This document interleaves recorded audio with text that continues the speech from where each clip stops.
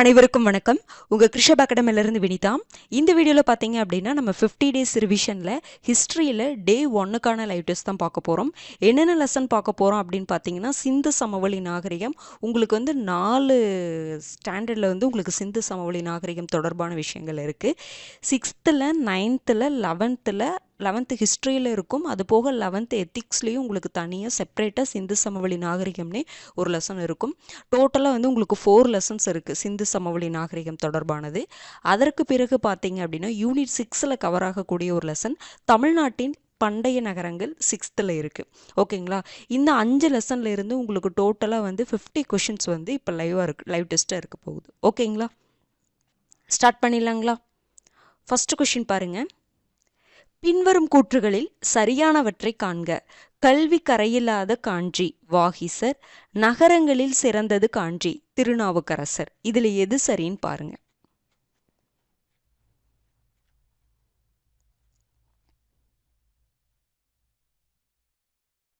Answer பார்த்தலாங்களா? கல்வி கரையில்லாத காஞ்சி அப்படின்னு சொன்னது யாருங்க? திருநாவுக்கரசர் தான் சொல்லியிருப்பாரு. திருநாவுக்கரசருடைய பெயர் தான் வாகீசரும். திருநாவுக்கரசரை வாகீசர்னு சொல்லுவோம், அப்பருன்னு சொல்லுவோம். ஓகேங்களா? இந்த பெயர் மாற்றம் பண்ணி கொடுத்துருந்தாலும் நீங்கள் தெரிஞ்சு வச்சுக்கணும். ஏன்னா தமிழில் நம்ம இது சம்மந்தமாக படிச்சிருப்போம். இது யூனிட் 6ல் வரக்கூடியதுனால எப்படி வேணாலும் பெயரை கொடுத்து கேட்கலாம். ஓகேங்களா? அப்போ இது கரெக்டு தான். வாகீசருக்கு வாகீசர், திருநாவுக்கரசர், அப்பர் இது எல்லாத்தையுமே ஒருத்தர் எதை குறிக்குது. ஓகேங்களா? அப்போ இது கரெக்டு தான். நகரங்களில் சிறந்தது காஞ்சி அப்படின்னு யாருங்க சொல்லியிருப்பாங்க? காளிதாசர் சொல்லியிருப்பாரு, திருநாவுக்கரசர் கிடையாது. அப்ப இது தவறு தான். அப்போ உங்களுக்கு என்னதுங்க? 1 மட்டும்தான் சரி, ஆப்ஷன் ஏ. அடுத்தது பாருங்க, செகண்ட் கொஸ்டின். பின்வரும் கூற்றுகளை ஆராய்க. உலகின் பழமையான 4 நாகரிகங்களில் காலத்தால் முந்தையதும் பெரிய பரப்பளவும் கொண்டது மெசபடோமியா நாகரிகம் ஆகும். நிர்வாகிகள் வசிக்கும் அரண்மனைகள் கோட்டை என அழைக்கப்பட்ட மேற்கு பகுதியில் அமைந்திருந்தன. நகரத்தின் கிழக்கு பகுதியில் பொதுமக்கள் வசித்தனர். இதுல எத்தனை கூற்றுகள் சரின்னு பாருங்க.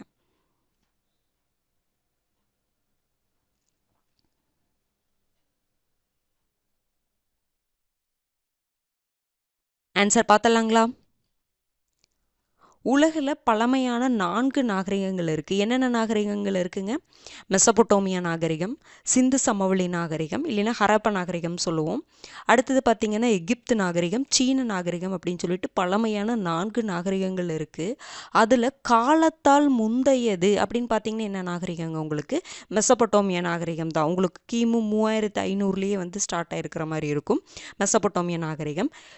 காலத்தால் முந்தையது கரெக்டு. பெரிய பரப்பளவு கொண்டதா? பெரிய பரப்பளவு கொண்டது எதுன்னு பார்த்தீங்கன்னா நம்மளுடைய சிந்து சமவெளி நாகரிகம் தான். 13 லட்சம் சதுர கிலோமீட்டர்னு சொல்கிறாங்க. 1.3 மில்லியன் சதுர கிலோமீட்டர் அப்படின்னு சொல்லுவாங்க. புரிஞ்சுதுங்களா? 1.5ன்னு சொல்லுவாங்க, 1.3 மில்லியன் சதுர கிலோமீட்டர்னு சொல்லுவாங்க, இல்லைன்னா 1.5 மில்லியன் சதுர கிலோமீட்டர் கிட்டத்தட்ட அந்த ரேஞ்சில் வரும். அதுவே லேக்கில் சொல்லணும் அப்படின்னா 13 லட்சம் சதுர கிலோமீட்டர் அப்படின்னு சொல்லுவாங்க. அப்போ இருக்கிறதுல இந்த 4 நாகரிகங்களில் காலத்தால் முந்தையது எதுன்னு பார்த்தீங்கன்னா மெசபடோமியா நாகரிகம் தான். ஆனால் பெரிய பரப்பளவு கொண்டது எதுன்னு பார்த்தீங்கன்னா சிந்து சமவெளி நாகரிகம். அப்போ இது தவறு. புரிஞ்சுதுங்களா? அடுத்தது, நிர்வாகிகள் வசிக்கும் அரண்மனைகள் கோட்டை என அழைக்கப்பட்ட மேற்கு பகுதியில் அமைந்திருந்தன. இது ஃபுல்லாகவே இந்த லெசன் ஃபுல்லாகவே சிந்து சமவெளி நாகரிகம் அப்படின்னு இருக்கிறதுனால சிந்து சமவெளி நாகரிகம் அப்படின்னு சொல்லி நான் மென்ஷன் பண்ணலை. ஆனால் உங்களுக்கு கொஷினில் இந்த கேட்கும்பொழுது என்ன பண்ணுவாங்க? சிந்து சமவெளி நாகரிக பகுதிகளில் அப்படின்னு சொல்லிட்டு கேட்பாங்க. ஓகேங்களா? அந்த சிந்து சமவெளி நாகரிக பகுதிகளில் நிர்வாகிகள் வசிக்கும் நிர்வாகிகள் எந்த பகுதிகளில் வசிப்பாங்க? மேற்கு பகுதி. உங்களுக்கு சிந்து சமவெளி நாகரிக பகுதிகளில் 2ஆக பிரியும். மேற்கு பகுதி, கிழக்கு பகுதி. மேல்நகரம், கீழ்நகர அமைப்புன்னு சொல்லி பிரியுமா? மேல்நகர அமைப்பு மேற்கு பகுதியில், கீழ்நகர அமைப்பு கிழக்கு பகுதியில். உங்களுக்கு தெரியும் மேற்கு பகுதியில் யார் இருப்பாங்கன்னா நகர நிர்வாகிகள் தான் இருப்பாங்க. கிழக்கு பகுதியில் யார் இருப்பாங்க? மக்கள் இருப்பாங்க, பொதுமக்கள் இருப்பாங்க அப்படிங்கிறது தெரியும். ஓகேங்களா? அப்போ நிர்வாகிகள் வசிக்கக்கூடிய அரண்மனைகள் நிர்வாகிகள் அப்போ பார்த்தீங்கன்னா இந்த அரண்மனைகள் அப்படிங்கிற வேர்டில் தான் உங்களுக்கு ஒரு சின்ன இது இருக்குது. ஏன்னா உங்களுக்கு சிந்து சமவெளி நாகரிக பகுதிகளில் இதுவரைக்கும் அங்கே ஒரு அரண்மனைகள் இருந்ததற்கான ஒரு சான்றோ இல்லை வழிபாட்டு தலங்கள் இருந்ததற்கான சான்றோ இன்னைக்கு வரைக்கும் கிடைக்கவே இல்லை. நகர நிர்வாகிகள் வசிச்சிருக்கிறாங்க, ஒரு மாளிகையோ அந்த மாதிரிலாம் தான் இருந்திருக்கு ஒழிஞ்சு, ஒரு கோட்டை அந்த மாதிரி தான் இருந்திருக்கு ஒழிஞ்சு, இந்த அரண்மனைகள் அப்படிங்கிறதுக்கான சான்று இல்லைன்னு சொல்லி கொடுத்துருக்காங்க. நிர்வாகிகள் வசிக்கக்கூடிய கோட்டை அப்படின்னு கொடுத்துருந்தாங்கன்னா இந்த இடத்துல கரெக்டாக, அரண்மனைகள் அப்படின்னு கொடுத்தது இந்த இடத்துல தவறு. ஓகேங்களா? ஏன்னா அரசர்கள் அப்படின்ட்டு அங்கே கிடையாது. புரிஞ்சுதுங்களா? அரசர்கள் ஆட்சி பண்ணாங்களா அப்படிங்கிறதுக்கான சான்றுமே நமக்கு கிடைக்கல. அதனால் அரண்மனைகள் அப்படிங்கிறது இருந்ததற்கான சான்றே இல்லை. அதனால் இந்த இடத்துல அரண்மனைகள்னு வந்திருக்கக்கூடாது. அப்போ இது தவறு. நிர்வாகிகள் உங்களுக்கு மேற்கு பகுதிகளில் தான் வசிச்சிருக்கிறாங்க, ஆனால் அரண்மனைகளில் அவங்க இருந்தாங்களா அப்படிங்கிறது தெரில. ஓகேங்களா? அப்போ இது தவறு தான். அடுத்தது பாருங்க, நகரத்தின் கிழக்கு பகுதியில் பொதுமக்கள் வசிச்சாங்களா? கரெக்ட். அப்போ என்னதுங்க, உங்களுக்கு ஒரு கூற்று மட்டும்தான் சரி, ஆப்ஷன் ஏ. அடுத்தது 3வது கேள்வி பாருங்க, பொறுத்துக. பானவாலி, காளிபங்கன், ஷிகர்பூர், மந்தா, கன்வேரிவாலா இது எல்லாமே பார்த்தீங்கன்னா சிந்து வெளி நாகரிக பகுதியுடன் தொடர்புடைய பகுதிகள் தான். ஓகேங்களா? இது எந்தெந்த மாநிலத்தில் இருக்கு அப்படிங்கிறது கரெக்டாக மேட்ச் பண்ணுங்க.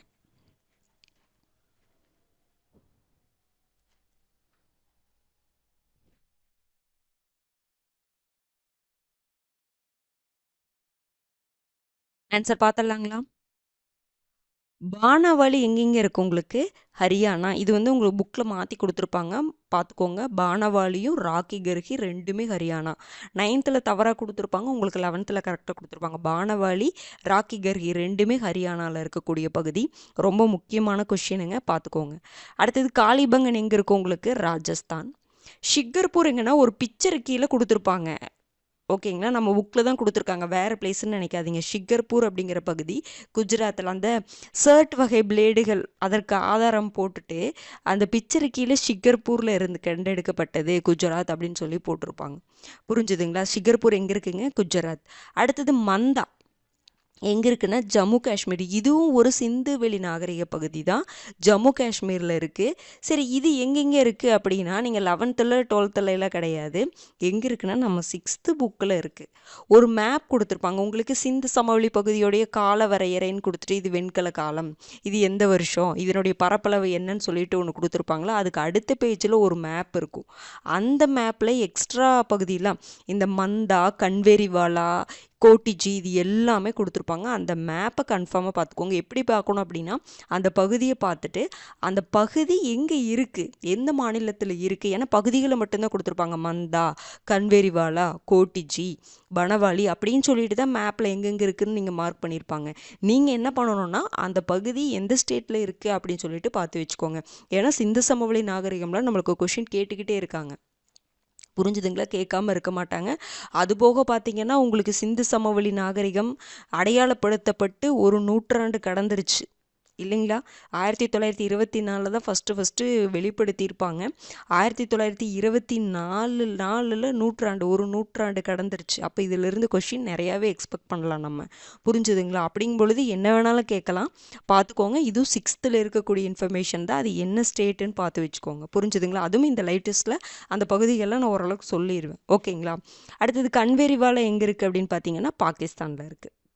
ஓகேங்களா? அப்போ பானவாலி ஹரியானா, காளிபங்கன் ராஜஸ்தான், ஷிகர்பூர் வந்து குஜராத்து, மந்தா எங்கே இருக்குது? ஜம்மு காஷ்மீர், கன்வேரிவாலா பாகிஸ்தான். அப்போ ஆப்ஷன் ஏ. ஓகேங்களா? அடுத்தது 4வது கேள்வி பாருங்க, பின்வரும் கூற்றுகளில் தவறானவற்றை தேர்வு செய்க. முதல் நகரமயமாக்கல் சிந்து பகுதியை கொண்டு ஏறத்தாழ பொது ஆண்டுக்கு முன் 3300 நிகழ்ந்தது. உறையூர் இந்தியாவில் நடந்த 2ஆம் நகரமயமாக்கத்தின் ஒரு பகுதியாகும். இதில் எது தவறுன்னு பாருங்க.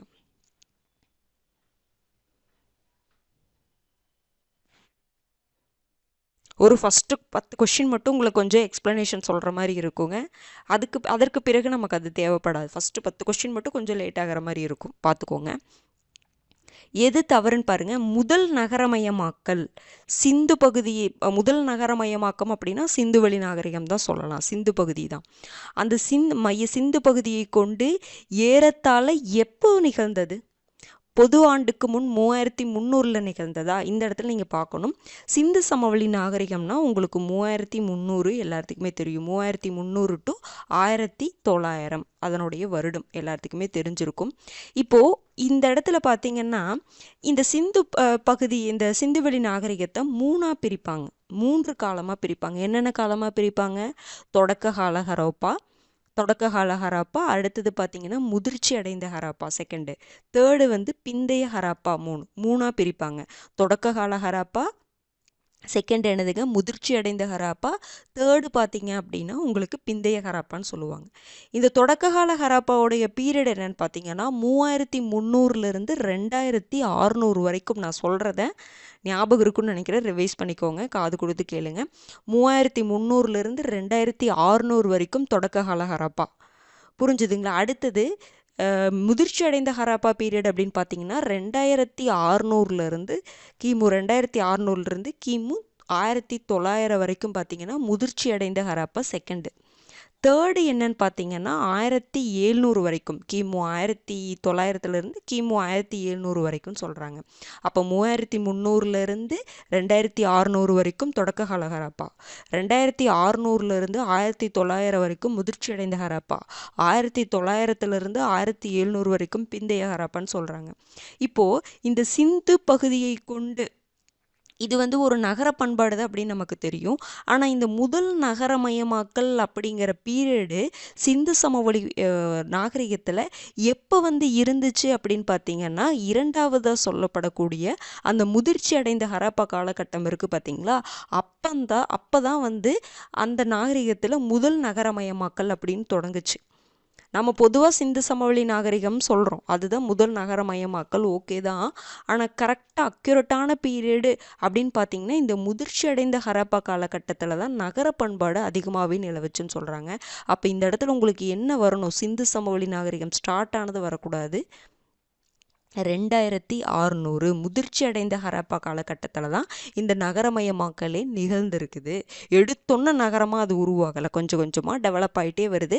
அப்போ அந்த முதிர்ச்சி அடைந்த ஹராப்பா நாகரிக காலகட்டத்தில் தான் எங்களுக்கு என்ன நடந்திருக்குன்னா நகரமயமாக்கல் நடந்திருக்கு. இது ரொம்ப முக்கியமானதுங்க, நல்லா படித்து வச்சுக்கோங்க. 3300 நாம் என்ன பண்ணிடுவோம்? 3300 ஆமாம் 3300 தான் நமக்கு சிந்து சமவெளி நாகரிகம் ஸ்டார்ட் ஆச்சுன்னு சொல்லிட்டு கரெக்டுன்னு போட்டுருவோம். ஆனால் இது தவறு. கொஷினை நல்லா ரீட் பண்ணிக்கோங்க, ஓகேங்களா? அடுத்தது பாருங்க, உறையூர் இந்தியாவில் நடந்த இரண்டாம் நகரமயமாக்கத்தின் ஒரு பகுதி. கரெக்டு தான். இந்தியாவிலேயே முதல் நகரமயமாக்கம் அப்படின்னு பார்த்தா சிந்து சமவெளி நாகரிகம் தான், சிந்து பகுதி தான். இந்தியாவிலேயே நடந்த இரண்டாம் நகரமயமாக்கல் பார்த்தீங்கன்னா உறையூர், கீழடி, அரிக்கமேடு இதெல்லாம் இரண்டாம் நகரமயமாக்கத்தின் ஒரு பகுதின்னு சொல்லலாம். புரிஞ்சுதுங்களா? அப்போ இது கரெக்டு தான். அப்போ தவறானது எதுங்க? 1 மட்டும்தான் தவறு, ஆப்ஷன் பி. ஓகேங்களா? அடுத்தது 5th கொஸ்டின் பாருங்க. பின்வரும் கூற்றுகளில் தவறானவற்றை தேர்வு செய்க. 1921 லர்கானா மாவட்டத்தில் தொல்பொருள் சின்னமான ஹராப்பா கண்டெடுக்கப்பட்டது. 1922 மொஹஞ்சதாரோ அகழ்ந்தெடுக்கப்பட்டது. இது எத்திக்ஸ் புக்கில் இருக்கக்கூடிய முக்கியமான இன்ஃபர்மேஷனுங்க. எது தவறுன்னு பாருங்க.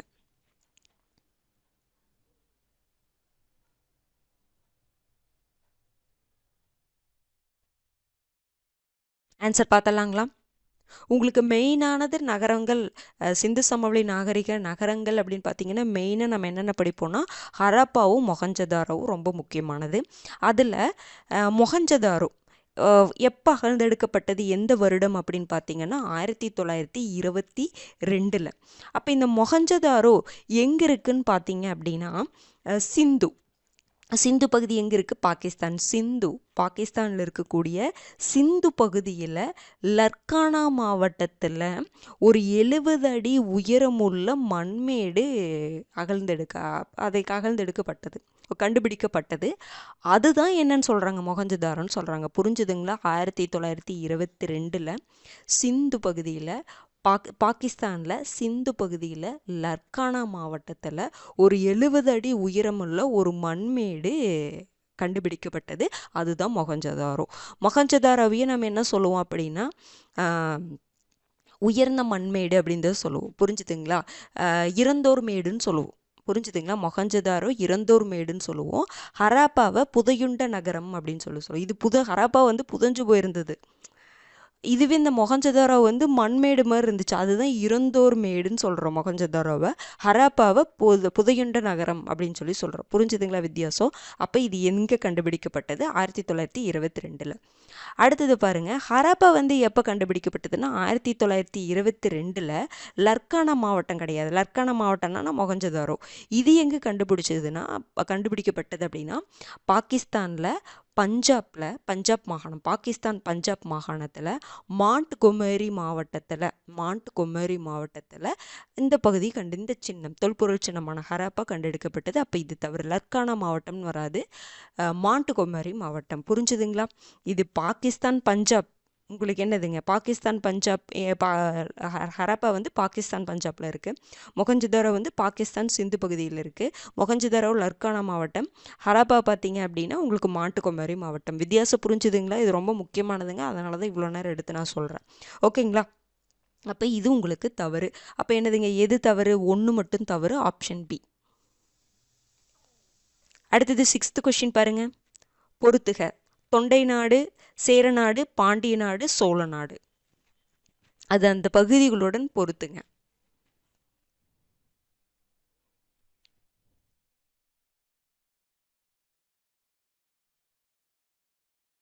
ஆன்சர் என்னங்க வரும்? தொண்டை நாடு திருவண்ணாமலை வரும். சேரநாடு பார்த்தீங்கன்னா நீலகிரி, பாண்டிய நாடு சிவகங்கை, சோழ நாடு புதுக்கோட்டை. அப்போ என்ன வரும்? 4 தொண்டை நாடுங்களா? 2 4 2 4 1 3. ஆப்ஷன் என்னதுங்க? பி. ஓகேங்களா?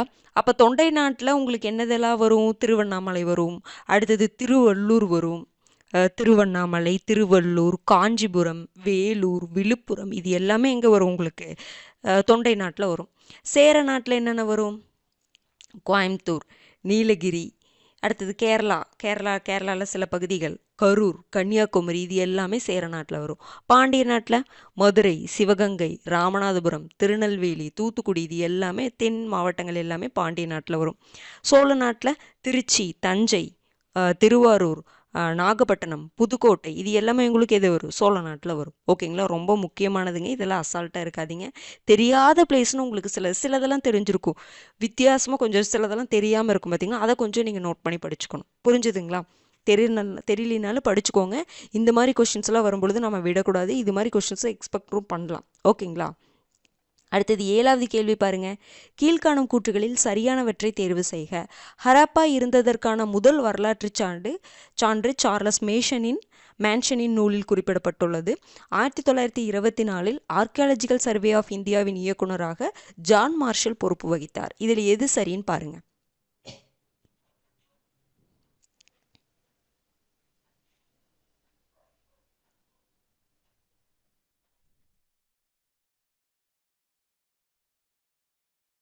ஆன்சர் பார்த்தலாங்களா?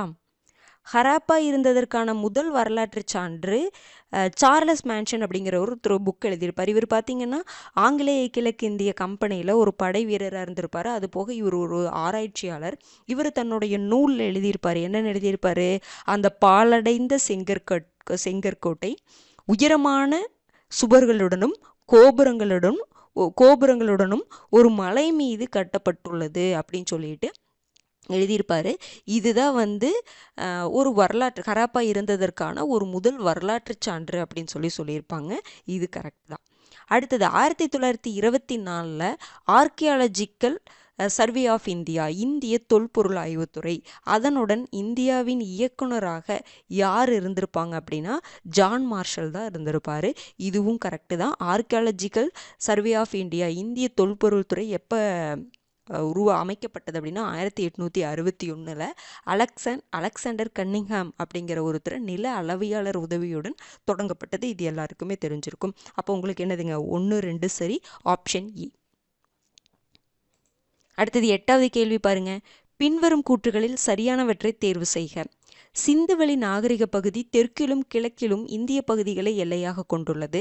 நகர பண்பாட்டை மையப்படுத்திய சிந்துவெளி நாகரிகம் 1900க்கு பிறகு கிராம பண்பாடாக இந்தியாவில் தொடர்ந்தது.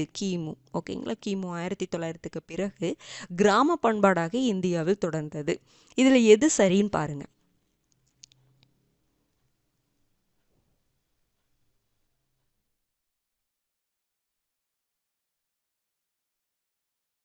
ஆன்சர் பார்க்கலாங்களா? சிந்துவெளி நாகரிக பகுதி தெற்கிலும் கிழக்கிலும் இந்திய பகுதிகளை எல்லையாக கொண்டிருக்கா. சிந்துவெளி நாகரிகம் எங்கெங்கெல்லாம் பரவி இருந்துச்சு? பாகிஸ்தான், இந்தியாவில் பார்த்தீங்கன்னா ராஜஸ்தான், குஜராத், ஹரியானா இந்த பகுதியெல்லாம் ஃபுல்லாக பரவி இருந்ததுன்னு தெரியும். ஓகேங்களா, அப்போது அதனுடைய எல்லை நமக்கு தெரியணும். ஓகேங்களா, தெற்குலையும் கிழக்குலையும் இந்தியாவில் தான் பரவி இருந்தது. ஓகேங்களா, இந்தியாவில் இருக்கக்கூடிய பகுதியில் தான் பரவி இருந்தது. தெற்கு அப்படின்னு பார்த்தீங்கன்னா என்ன இருக்குது உங்களுக்கு? டைமாபாத், மகாராஷ்டிரா. ஓகேங்களா, சிந்துவெளி நாகரிக பகுதியுடைய தெற்கு எல்லை என்னன்னு பார்த்தீங்க அப்படின்னா டைமாபாத். அது எங்கே இருக்குது? மகாராஷ்டிராவில் இருக்குது. கிழக்கு எல்லை அப்படின்னு பார்த்தீங்கன்னா ஆலம்கீர்பூர், உத்தரப்பிரதேஷ்னு சொல்லலாம். இல்லைன்னா இன்னொன்று என்ன சொல்லுவாங்கன்னா காக்ரா நாகர் பள்ளத்தாக்கு வரை அப்படின்னு சொல்லுவாங்க. ஓகேங்களா, ஹாக்ரா நதி பள்ளத்தாக்கு வரை. புரிஞ்சுதுங்களா? ஹாக்ரா நதி பள்ளத்தாக்கு வரைன்னு சொல்லுவாங்க. இல்லைன்னா ஆலம்கீர்பூர், உத்தரப்பிரதேஷ். இது கிழக்கு, இது தெற்கு. ரெண்டுமே உங்களுக்கு என்ன இருக்குங்க? இந்திய பகுதிகளை தானே எல்லையாக கொண்டு இருக்கு. அப்போ இது கரெக்டு தான். ஓகேங்களா, அப்போ சரி. அடுத்தது உங்களுக்கு என்ன தெரிஞ்சுக்கணும்? மேற்கில் எந்த பகுதின்னு சொல்லலாம்? சட்கா ஜண்டர், பாகிஸ்தான் ஈரான் எல்லையில் இருக்கக்கூடிய அந்த சட்கா ஜண்டர் பகுதியில் பரவி இருக்குன்னு சொல்லலாம். இல்லைன்னா என்ன சொல்லுவாங்க அப்படின்னா பலுச்சிஸ்தானுடைய அந்த மக்ரான் கடற்கரை வரை அப்படின்னு சொல்லுவாங்க. எல்லாமே ஒன்று தான், எல்லாம் பக்கம் பக்கமாக தானே இருக்குது. எது வேணாலும் கொடுத்து உங்களை கேட்கலாங்க, ரெண்டையுமே பார்த்துக்கணும். மேற்கில் பார்த்தீங்கன்னா பாகிஸ்தான் ஈரான் எல்லையில் இருக்கக்கூடிய அந்த சட்கா ஜண்டர் பகுதி, இல்லைன்னா அந்த பலுச்சிஸ்தானின் மக்ரான் கடற்கரை வரை, ரெண்டில் எது வேணாலும் கொடுக்கலாம். ஓகேங்களா, அடுத்தது வடகிழக்கில் இல்லைன்னா வடகிழக்கு இல்லைன்னா வடக்கு, ரெண்டுலேயுமே ஆப்கானிஸ்தான் தான். ஷோர்டுகை எங்கே இருக்குது? ஆப்கானிஸ்தானில் இருக்குது. புரிஞ்சுதுங்களா? இந்த மேற்கு பகுதியை மட்டும் ரெண்டு கொடுத்துருவாங்க. என்னென்ன கொடுத்துருப்பாங்க? சட்கா ஜண்டர், பாகிஸ்தான் ஈரான் எல்லையில் இருக்கக்கூடிய சட்கா ஜண்டர், இல்லைன்னா பலுச்சிஸ்தானின் மக்ரான் கடற்கரை வரை. அடுத்தது வடக்குனாலும் ஆப்கானிஸ்தான் தான். புரிஞ்சுதுங்களா? அப்போ வடக்கு அப்படின்னு பார்க்கும்பொழுது ஷோர்டுகை, ஆப்கானிஸ்தானில் கரெக்டாக எந்த பகுதின்னு சொல்லணும்னா ஷோர்டுகை. இதுதான் சிந்துவெளி நாகரிக பகுதியுடைய எல்லை. ரொம்ப ரொம்ப முக்கியமானது. ஓகேங்களா, அப்போ இது கரெக்டு தான். அடுத்தது நகர பண்பாட்டை மையப்படுத்திய சிந்து சமவெளி நாகரிகம். சிந்து சமவெளி நாகரிகம் நமக்கு நகர பண்பாடு தானுங்க, கரெக்டு தான். கிராம பண்பாடுன்னு கொடுத்துருந்தா அது தவறு, நகர பண்பாடு தான். ஆனால் கிமு 1900 அது வீழ்ச்சி அடைய ஸ்டார்ட் ஆயிடுச்சா? வீழ்ச்சி அடையதுக்கு பிறகு அது கிராம பண்பாடாக இந்தியாவில் தொடர்ந்தது. கரெக்டு தான், நகர பண்பாடாக இருந்தது தான். அது வீழ்ச்சி அடைஞ்சதுக்கப்புறம் ஃபுல்லாகவே முற்றிலும் அது அழிந்து விடவில்லை, அங்கங்கே கிராம பண்பாடாக அது தொடர்ந்துச்சுன்னு சொல்கிறாங்க. அப்போ இது கரெக்டு தான். புரிஞ்சுதுங்களா? அப்போ என்ன வரும் உங்களுக்கு? 1, 2 சரி, ஆப்ஷன் பி. அடுத்தது 9வது கேள்வி பாருங்க. கீழ்காணும் கூற்றுகளை ஆராய்க. கார்னீலியன் தொடர்பான பொருட்களின் உற்பத்தி மையமாக லோத்தல் திகழ்ந்துள்ளது. நுரைக்கல் தொடர்பான உற்பத்தி மையமாக ஷார்டுகை திகழ்ந்துள்ளது. இதில் எது உங்களுக்கு சரின்னு பாருங்க.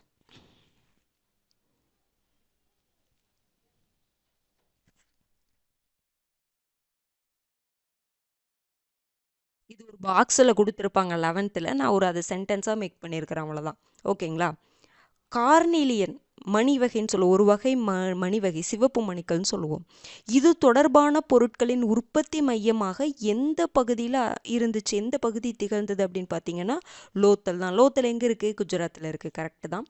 அந்த 5 இது கொடுத்துருப்பாங்க பார்த்தீங்களா? ஸ்டியடைட்டு, அடுத்தது சங்கு, அதுக்கப்புறம் பார்த்திங்கன்னா இந்த கார்னீலியன், அதெல்லாம் எந்த இடத்துல அதிகமாக உற்பத்தி பண்ணப்பட்டது, எந்த பகுதியில் இந்த பொருட்களுடைய உற்பத்தி மையமாக திகழ்ந்தது அப்படின்னு சொல்லிட்டு ஒரு பாக்ஸில் கொடுத்துருப்பாங்க 11th. அதுதான். ஓகேங்களா, அடுத்தது நுரைக்கலுக்கு இன்னொரு பேர் ஸ்டியடைட்டுன்னு கூட உங்களுக்கு அப்படியே கேட்டுடலாம் தமிழில் கூட. அது இங்கே தொடர்பான உற்பத்தி மையமாக எந்த பகுதியை திகழ்ந்திருக்கும்? ஷார்டுகை கிடையாது, தெற்கு ராஜஸ்தான். புரிஞ்சதுங்களா? சார்டிகை கிடையாது. ஓகேங்களா? அப்போ இது தவறு. பின்னாடி சார்டிகை சம்மந்தமான கொஷின்லாம் வரும்.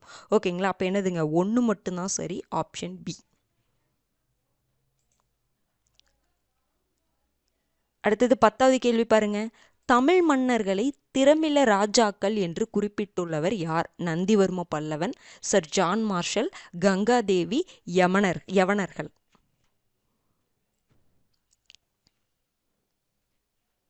தமிழ் மன்னர்களை திறமில ராஜாக்கள் அப்படின்னு சொன்னவங்க யாரு? இது உங்களுக்கு யூனிட் 6ல் கேட்கலாம். சிந்து சமவெளி நாகரிகத்தில் உங்களுக்கு இதில் கொடுத்துருப்பாங்க, எத்திக்ஸில் கொடுத்துருப்பாங்க. ஆனால் இது யூனிட் 6ல் உங்களுக்கு கேட்கலாம். தமிழ் மன்னர்களை திறமில ராஜாக்கள் அப்படின்னு யார் சொன்னாங்கன்னா, கங்காதேவி அவர்கள் தன்னுடைய மதுரா விஜயம் அப்படிங்கிற நூலில் என்ன சொல்லியிருப்பாங்க, தமிழ் மன்னர்களை திறமில ராஜாக்கள் அப்படின்னு சொல்லுவாங்க. ஓகேங்களா? அப்போது யவனர்கள் இருக்காங்க பார்த்தீங்களா, யவனர்கள் பார்த்தீங்கன்னா தமிழ்நாட்டை திரிமிலிகே அப்படின்னு சொல்லியிருப்பாங்க. என்னதுங்க, திரிமிலிகே. திரிமிலிகே அப்படின்னு சொன்னது யார் அப்படின்னா, தமிழ்நாட்டை யார் சொல்லியிருக்காங்க, யவனர்கள் சொல்லியிருப்பாங்க. அடுத்தது பார்த்தீங்கன்னா நந்திவர்ம பல்லவர் இருக்கார் பார்த்தீங்களா, அவர் தமிழ் அரசர்களை திராவிட மன்னர்கள் அப்படின்னு சொல்லியிருப்பாங்க. தமிழ் அரசர்களை திராவிட மன்னர்கள்னு சொன்னது யாருன்னா நந்திவர்ம பல்லவன். புரிஞ்சுதுங்களா? அதே தமிழ் மன்னர்களை திறமில ராஜாக்கள்னு சொன்னது கங்காதேவி. திராவிட மன்னர்கள்னு சொன்னது யாருங்க, நந்திவர்ம பல்லவன். ஓகேங்களா? இந்த வித்தியாசத்தை புரிஞ்சுக்கோங்க, ரொம்ப முக்கியமான கொஷின். அடுத்தது 11th கொஷின் பாருங்க. பூம்புகார் வணிகர்களின் நேர்மையை பற்றி குறிப்பிடும் சங்க இலக்கியம் எது? பதிற்றுப்பத்து, அகநானூறு, பட்டினப்பாலை, சிலப்பதிகாரம். இது தமிழ்லையும் படிச்சிருப்பீங்க. பூம்புகார் வணிகர்களின் நேர்மையை பற்றி குறிப்பிடும் சங்க இலக்கியம் எது? பட்டினப்பாலை. இதுதான் உங்களுக்கு கரெக்ட். பட்டினப்பாலையில் தான் புகார்னு சொல்லலாம், காவிரி பூம்பட்டினம் சொல்லலாம். இந்த பகுதியுடைய வணிகர்கள் என்ன பண்ணுவாங்கன்னா, கூடுதலான விலைக்கு ஒரு பொருளை விற்பனை பண்ணுவது தவறுன்னு நினைப்பாங்க. நேர்மையாக இருந்திருப்பாங்க வணிகத்தில் அப்படின்னு சொல்லியிருப்பாங்க. அது சொல்லக்கூடிய சங்க இலக்கியம் எதுன்னு பார்த்தீங்கன்னா பட்டினப்பாலை. ஓகேங்களா? பூம்புகாரை பற்றி உங்களுக்கு சிலப்பதிகாரம், மணிமேகலை இது எல்லாமே குறிப்பிடுது. இந்த பாயிண்ட்டை சொல்கிறது பட்டினப்பாலை. ஓகேங்களா? அது போக இது நான் சங்ககால இலக்கியம்னே சொல்லிட்டேன். சிலப்பதிகாரம்லாம் பார்த்தீங்கன்னா உங்களுக்கு சங்கம் மருவிய கால இலக்கியம் தானே. பார்த்துக்கோங்க, அந்த வித்தியாசத்தை புரிஞ்சுக்கோங்க. அடுத்தது 12th கொஷின் பாருங்க. பின்வரும் கூற்றுகளில் தவறானவற்றை காண்க. சிவிஸ் என்ற லத்தீன் சொல் நகரத்தை குறிக்கிறது. ஹராப்பாவை விட மொஹஞ்சதாரோ பழமையானது. இதில் எது தவறுன்னு பாருங்க.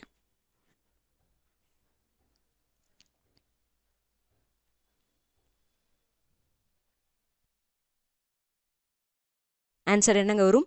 சிவிஸ் அப்படிங்கிற சிவிலைசேஷன் நம்ம சொல்கிறோம்ல, அந்த சிவிஸ் அப்படிங்கிற லத்தீன் சொல் எதை குறிக்கும்? நகரத்தை குறிக்கும். கரெக்டு தான். இதை நீங்கள் பாலிட்டிலையுமே படிச்சிருப்பீங்க, சிட்டிசன் அப்படிங்கிறதுலேயே படிச்சிருப்பீங்க. ஹராப்பாவை விட மொஹஞ்சதாரோ பழமையானது. அதாவது உங்களுக்கு பார்த்தீங்கன்னா சிந்து சமவெளி நாகரிகத்தில் மெயினான பிளேஸு ஹராப்பாவும் மொஹஞ்சதாரோவும் தான். அதில் ஹராப்பாவை விட மொஹஞ்சதாரோ பழமையானதுன்னு சொன்னாங்களா? கிடையாது. உங்களுக்கு ஹராப்பா தான் முதன்மையானது. ரொம்ப பழமையானது அப்படின்னு பார்த்தீங்கன்னா ஹராப்பா தான் பழமையானது. அதற்கு பிறகு தான் மொஹஞ்சதாரோ. புரிஞ்சுதுங்களா? அதுவே நிறைய பேர் சொல்லியிருப்பாங்க, ஹராப்பாலையும் மொஹஞ்சதாரோலையும் கிடைக்கக்கூடிய ஆதாரங்கள் ஒரே மாதிரியே இருக்குது. அதற்கப்புறம் பார்த்தீங்கன்னா பொதுவான வித்தியாசங்கள் ரெண்டுலேயுமே இருக்குது. அது போக பார்த்தீங்கன்னா மொஹஞ்சதாரோவை விட ஹராப்பா தான் பழமையானது அப்படின்னு சொல்லியிருப்பாங்க. புரிஞ்சுதுங்களா? அப்போ இது தவறு. ஹராப்பா தான் பழமையானது. அப்போ என்னதுங்க? 2 மட்டும் தவறு, ஆப்ஷன் டி. அடுத்தது 13வது கேள்வி பாருங்க. கீழ்காண்பவற்றுள் ஐராவதம் மகாதேவன் அவர்களின் கூற்றை தேர்வு செய்க. சிந்துவெளி எழுத்துக்கள் திராவிட மொழி குடும்பம் போன்ற வார்த்தை வரிசையை பெற்றுள்ளன. சிந்துவெளி எழுத்துக்களின் குறியீடுகள் திராவிட ஒற்றை குறிப்பு வேர்களுடன் ஒத்துப்போகின்றன. ஹரப்பா மொழியின் மூலவேர்கள் தென்னிந்திய திராவிட மொழிகளை ஒத்திருப்பதை நாம் காணலாம். பிஎன்சி. இதில் ஐராவத மகாதேவன் அவர்களுடைய கூற்று எதுன்னு பாருங்க.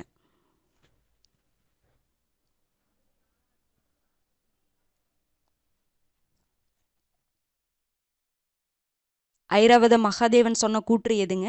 ஹராப்பா மொழியின் மூலவேர்கள் தென்னிந்திய திராவிட மொழிகளை ஒத்திருப்பதை நாம் காணலாம் அப்படின்னு சொல்லியிருப்பாரு. சரி, இந்த ஸ்டேட்மெண்ட்டை யார் சொன்னா? சிந்துவெளி எழுத்துக்கள் திராவிட மொழி குடும்பம் போன்ற வார்த்தை வரிசையை பெற்றுள்ளன அப்படின்னு சொன்னது யாரு? ரஷ்ய அறிஞர் யூரி நோரோசோவ் சொல்லியிருப்பாரு. யூரி நோரோசோவ் அவர் வந்து ஒரு ரஷ்ய அறிஞர். சில டைம் யூரி நோரோசோவ் எந்த நாட்டை சேர்ந்த அறிஞர் அப்படின்னு ஈஸியாக கேட்டு வச்சிருவாங்க. ஓகேங்களா, பார்த்துக்கோங்க.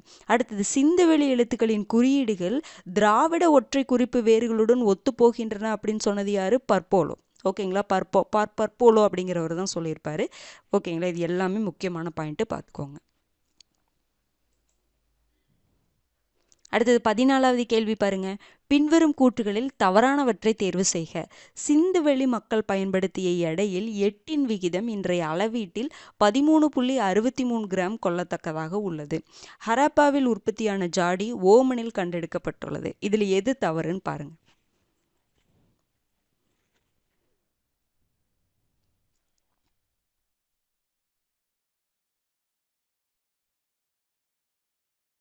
ஆன்சர் பார்த்துடலாங்களா? சிந்துவெளி மக்கள் வந்து எந்த எடையை அளக்கிறதுல எந்த முறையை பின்பற்றினாங்கன்னா இரும முறை அப்படின்னு சொல்லுவாங்களா. 1:2:2:4:8:16 16:32 சொல்லிட்டு அந்த இருமடங்கு பாருங்க, 1:2:4 அப்படின்னு சொல்லிட்டு அந்த இருமடங்கு முறையை தான் வந்து எடைகளில் பின்பற்றியிருப்பாங்க அப்படிங்கிறது நமக்கு தெரியும். ஓகேங்களா, அப்போ அதில் என்ன சொல்கிறாங்கன்னா அந்த மெஷர்மெண்ட்டோடைய வேல்யூ நமக்கு தெரியணும்ல, அதை அவங்க சொல்கிறாங்க. அப்போ 16 விகிதம் என்னன்னு சொல்லியிருப்பாங்க? 13.63 கிராம்னு சொல்லியிருப்பாங்க. இங்கே 8 விகிதம் சொல்லியிருக்கேன். அப்போ இது தவறு.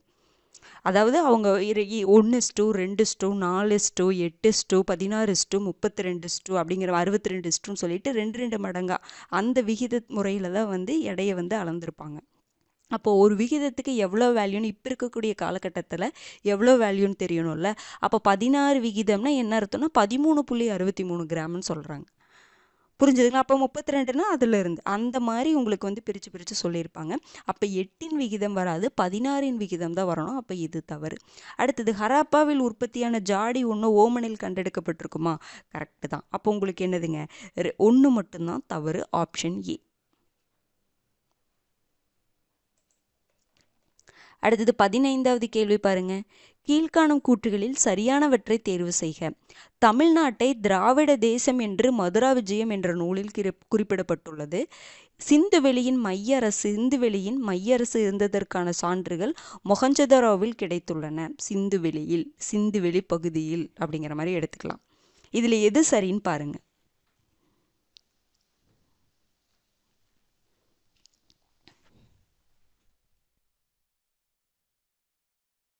ஆன்சர் பார்த்தலாங்களா? மதுரா விஜயம் அப்படிங்கிற நூலை யார் எழுதியிருக்காங்க? கங்கா தேவி எழுதியிருப்பாங்க. நம்ம விஜயநகர அரசு படிக்கும்பொழுது மறுபடியும் இதை படிப்போம். மதுரா விஜயம் யார் எழுதியிருப்பாங்க? கங்கா தேவி அவங்க எழுதியிருப்பாங்க. அங்கே பார்த்தீங்க அப்படின்னா அந்த மதுரா விஜயமில் கங்கா தேவி வந்து நம்ம முன்னாடியே பார்த்தோம், தமிழ் அரசர்களை தமிழ் மன்னர்களில் அவங்க என்னன்னு சொன்னாங்க? திறமில ராஜாக்கள்னு சொன்னாங்க.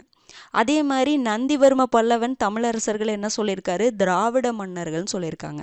யவனர்கள் தமிழ்நாட்டை என்னன்னு சொன்னாங்க? திரிமிலிகை அப்படின்னு சொன்னாங்க. அதே கங்காதேவி மதுரா விஜயம் நூலில் தமிழ்நாட்டை என்னன்னு சொல்லியிருப்பாங்கன்னா திராவிட தேசம் சொல்லியிருப்பாங்க. கரெக்டு தான். புரிஞ்சுதுங்களா? அடுத்து பாருங்க, சிந்துவெளியில் ஒரு மைய அரசு யாரோ ஒருத்தர் என்ன பண்ணியிருக்காங்கன்னா இப்போ இருக்கிற நமக்கு மத்திய அரசு அந்த மாதிரி ஒரு மைய அரசு இருந்து நிர்வகிச்சிருக்காங்க அப்படிங்கிறதுக்கான சான்று மொஹஞ்சதாரோவில் கிடைச்சிருக்குன்னு சொல்கிறாங்க. கரெக்டு தான். இது உங்களுக்கு 6th 9th வந்து நமக்கு இதற்கான மைய அரசு நிர்வாக அரசு இருந்ததற்கான ஏதோ இருந்திருக்கலாம் அப்படிங்கிற மாதிரிலாம் சொல்லியிருப்பாங்க. ஆனால் இதற்கான சான்று நமக்கு கிடைச்சிருக்கு. ஏதோ ஒரு அரசு இருந்து வழி நடத்தி இருக்கு அப்படிங்கிறதுக்கான சான்று மொஹஞ்சதாரோவில் நமக்கு கிடைச்சிருக்குது. புரிஞ்சுதுங்களா? அப்படின்னு சொல்லிட்டு எத்திக்ஸில் கொடுத்துருப்பாங்க. பார்த்துக்கோங்க, இது ரொம்ப முக்கியமானது. சான்று எங்கே கிடைச்சிச்சு? ஏன்னா 6th 9th 11th புக்லாம் பார்த்தீங்கன்னா ஒரு நகர அரசு இருந்திருக்கலாம், மைய அரசு இருந்திருக்கலாம், அவங்கள வழி நடத்தியிருக்கலாம் அப்படின்னு சொல்லிட்டு மேபின்னு தான் சொல்லி கொடுத்துருப்பாங்க. 11th எத்திக்ஸ் புக்கில் சான்று கிடைச்சிருக்குது அப்படின்னு மாதிரி கொடுத்துருப்பாங்க. புரிஞ்சுதுங்களா? அப்போ உங்களுக்கு என்னதுங்க? 1 2 சரி, ஆப்ஷன் பி. ஓகேங்களா? 15க்கு ஆப்ஷன் பி. அடுத்தது 16வது கேள்வி பாருங்க. 7 இந்திய புனித தலங்களுள் காஞ்சியும் ஒன்று என குறிப்பிட்டவர் யார்? பாகியான், திருநாவுக்கரசர், காளிதாசர், யுவான்ஸ்வாங். 7 இந்திய புனித தலங்களில் காஞ்சியும் ஒன்று அப்படின்னு சொன்னது யாருங்க? யுவான்ஸ்வாங். இவர் தான் பார்த்தீங்கன்னா நாலாந்தா யூனிவர்சிட்டியில் தங்கி படிச்சிருப்பாரு. அது போக காஞ்சிபுரம் வந்தும் படிச்சிருப்பாரு. இவர் தான் சொல்லியிருப்பார். பாகியன் நம்ம குப்தர்கள் படிக்கும் பொழுது பார்ப்போம்.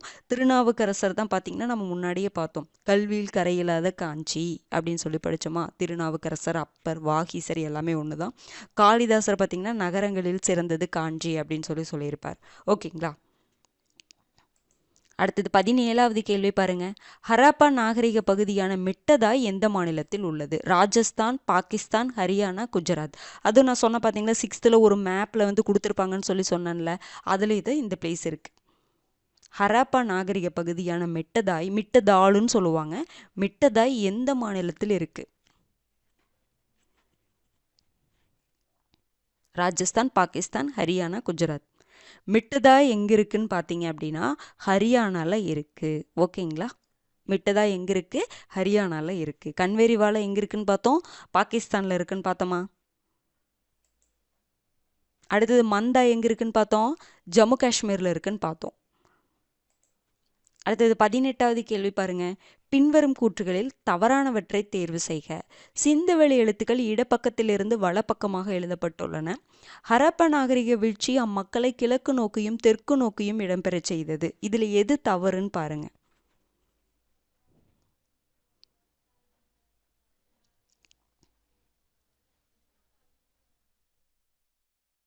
ஆன்சர் பார்த்தலாங்களா? சிந்துவெளி எழுத்துக்கள் எப்படிங்க எழுதப்பட்டிருக்கும்? இடப்பக்கத்திலிருந்து வலப்பக்கமாக, நம்ம இடப்பக்கத்திலிருந்து வலப்பக்கமாக எழுதிட்டு இருக்கிறோம். அவங்களுக்கு ஆப்போசிட்டாக இருக்கும். வலப்பக்கத்திலிருந்து தான் இடப்பக்கமாக அவங்க எழுதியிருப்பாங்க. புரிஞ்சுதுங்களா? அப்போ இது தவறு. இடப்பக்கத்திலிருந்து வலப்பக்கம்னு வர்றது தவறு. அடுத்தது ஹரப்பா நாகரிக வீழ்ச்சி. ஹரப்பா நாகரிக வீழ்ச்சினா ஒரு கிமு 1900 பீரியடில் வீழ்ச்சி நடந்திருக்கும். அதற்கு பிறகு அந்த மக்கள் வீழ்ச்சி ஆனதுக்கப்புறம் மக்கள் எங்கே இடம்பெயர தொடங்கினாங்க? கிழக்கு நோக்கியும் தெற்கு நோக்கியும். இது ரொம்ப முக்கியம். கிழக்கு நோக்கியும் தெற்கு நோக்கியும் வந்து இடம்பெயர்றாங்க. ஓகேங்களா? ஏன்னா இங்கே பாருங்கள், தெற்கு நோக்கினா தமிழ்நாடுலாம் வருது. இங்கே கிடைக்கக்கூடிய ஆதாரங்கள்லாம் பார்த்தீங்கன்னா சிந்து வெளி மக்கள் பயன்படுத்தின அந்த பண்பாட்டை சொல்லக்கூடிய பொருட்கள்லாம் இங்கே கிடைச்சிருக்கு. அப்படின்னு என்ன அர்த்தம்? அந்த பகுதி மக்கள் அங்கிருந்து இடம்பெயர்ந்து வந்து இங்கேயும் வாழ்ந்திருக்கலாம் அப்படிங்கிற மாதிரியும். ஏன்னா இதெல்லாம் கன்ஃபர்மேஷன் கிடையாது, ஒரு அசம்ஷன் மாதிரி தான். ஓகேங்களா? அப்போ கிழக்கு நோக்கியும் தெற்கு நோக்கியும் இடம்பெயர்ந்திருக்கிறாங்க. இது கரெக்டு தான். புரிஞ்சுதுங்களா? அப்போ என்னதுங்க உங்களுக்கு தவறானதான் கேட்டிருக்காங்க. 1 மட்டும் தவறு. Option A. அடுத்தது 19வது கேள்வி பாருங்க. கீழ்காணும் கூற்றுகளில் தவறானவற்றை தேர்வு செய்க. காளிபங்கனில் வேள்வி பீடங்கள் மற்றும் உழுத நிலங்கள் அடையாளம் காணப்பட்டுள்ளன. டோலாவீராவில் கற்சிற்பங்கள் கிடைத்துள்ளன. 1831 அம்ரி என்னும் இடத்திற்கு அலெக்சாண்டர் கன்னிங்ஹம் வருகை தந்தார். 1940களில் REM வீலர் ஹராப்பாவில் அகழாய்வுகள் நடத்தினார். இதுல எது தவறுன்னு பாருங்க.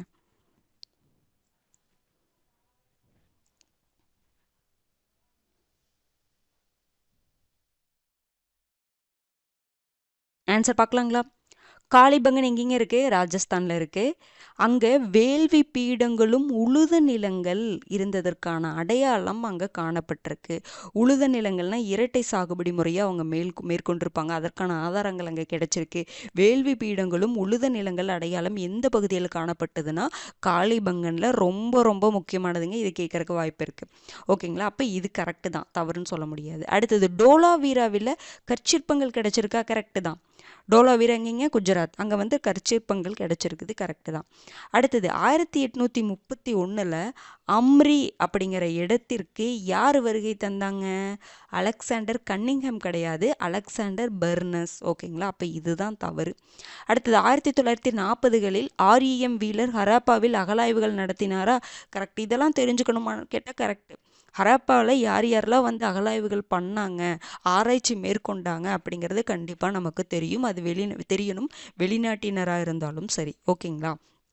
அப்போ 1940களில் REM வீலர் வந்து ஹராப்பாவில் அகழாய்வுகள் நடத்தியிருக்காங்க. அப்போ உங்களுக்கு தவறானது எதுங்க? Option C. அடுத்தது 20வது கேள்வி பாருங்க. பின்வரும் கூற்றுகளில் தவறானவற்றை தேர்வு செய்க. சிந்துவெளியில் ஆண்கள் பெண்கள் என பாகுபாடுகள் அரிதாக காணப்பட்டது. ஹராப்பாவின் தானிய களஞ்சியம் உள்ள மண்டபங்களின் தரைப்பகுதி மரப்பலகையால் ஆனது. இதுல எது தவறுன்னு பாருங்க.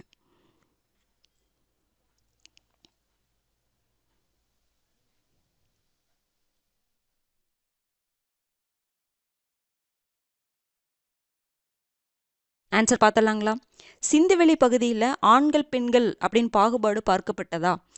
அரிதாக காணப்பட்டது. ரேராக பார்த்தாங்களா? கிடையவே பார்க்கவே இல்லை. ஆண்கள் பெண்கள் சமமாக ஒரு மதிக்கப்பட்ட காலம் சிந்துவெளி பகுதி தான். ஓகே, சிந்துவெளி நாகரிகத்தில் இது கரெக்டு தான். புரிஞ்சுதுங்களா? ஆண்கள் பெண்கள் சமமாக தான் பார்க்கப்பட்டாங்க. அவங்களுக்குள்ள பாகுபாடு கிடையவே கிடையாது. எல்லாருமே அணிகலன்கள் அணிஞ்சிருப்பாங்க. ஆண்களும் சரி பெண்களும் சரி அணிகலன்களை அணிஞ்சிருப்பாங்க. மேம்பட்ட வாழ்க்கையை வாழ்ந்தாங்க. அங்கே வறுமை இருந்துச்சு அப்படிங்கிறதுக்கான ஆதாரமே அங்கே கிடையாது. ஏன்னா அப்படிப்பட்ட வாழ்க்கையை அவங்க வாழ்ந்திருக்கிறாங்க. அணிகலன்கள் அவ்வளோ எல்லாருமே அணிகலன்களை பயன்படுத்தி இருக்கிறாங்க. அப்போ வறுமை அங்கே இல்லவே இல்லை. ஓகேங்களா? அப்போ ஆண்கள் பெண்கள் அப்படிங்கிற பாகுபாடு அரிதாக சுத்தமாகவே காணப்படலை. அரிதாக ரேராக காணப்பட்டதுன்னு சொல்ல முடியாது. சுத்தமாகவே பார்க்கப்படலை. அப்போ இது தவறு தான். அடுத்தது, ஹராப்பாவின் தானிய களஞ்சியம் உள்ள மண்டபங்களின் தரைப்பகுதி மரப்பலகையால் ஆனது. இது கரெக்டு தான். இது எத்திக்ஸ் புக்கில் கொடுத்துருப்பாங்க. ஓகேங்களா? ஹரப்பாவில் ஒரு தானிய களஞ்சியம் இருக்குது. ஓகேங்களா? நீங்கள் ராக்கி கருகியில் தானிய களஞ்சியம் இருக்குன்னு சொல்லி படிச்சிருப்பீங்க. ஓகே தான். இது என்னன்னா, ஹரப்பாவில் இருக்கக்கூடிய தானிய களஞ்சியில் ஒரு மண்டபங்கள்லாம் இருக்குது. அந்த மண்டபங்களுடைய அந்த தரைப்பகுதி பாருங்க மரப்பலகையால் ஆனது. நம்ம எல்லாம் பார்த்தோம், இந்த சுட்ட செங்கற்கள் நிறைய பார்த்தோம். இயற்கை தார் கொண்டு பூசப்பட்டது அப்படிங்கிற மாதிரிலாம் நிறைய படிச்சிருப்போம். இது பாருங்கள், இந்த தரைப்பகுதி மரப்பலகையால் ஆனதுன்னு சொல்லி கொடுத்துருக்குறாங்க. இது கரெக்டு தான். இது ஒரு யூனிக்கான பாயிண்ட்டுங்காட்டி நான் இங்கே கொடுத்தேன். ஓகேங்களா? அப்போ என்னது உங்களுக்கு 2 மட்டும்தான் சரி. எது தவறுன்னு தான் கேட்டிருக்காங்க. 1 மட்டும்தான் தவறு. Option C. அடுத்தது 21வது கேள்வி பாருங்க. பின்வரும் கூற்றுகளில் தவறானவற்றை தேர்வு செய்க. காஞ்சி கைலாசநாதர் கோவில் 2ஆம் நரசிம்மவர்மனால் கட்டப்பட்டது. மணிமேகலை தனது இறுதி காலத்தை மதுரையில் கழித்தார். இதுல எது தவறுன்னு பாருங்க.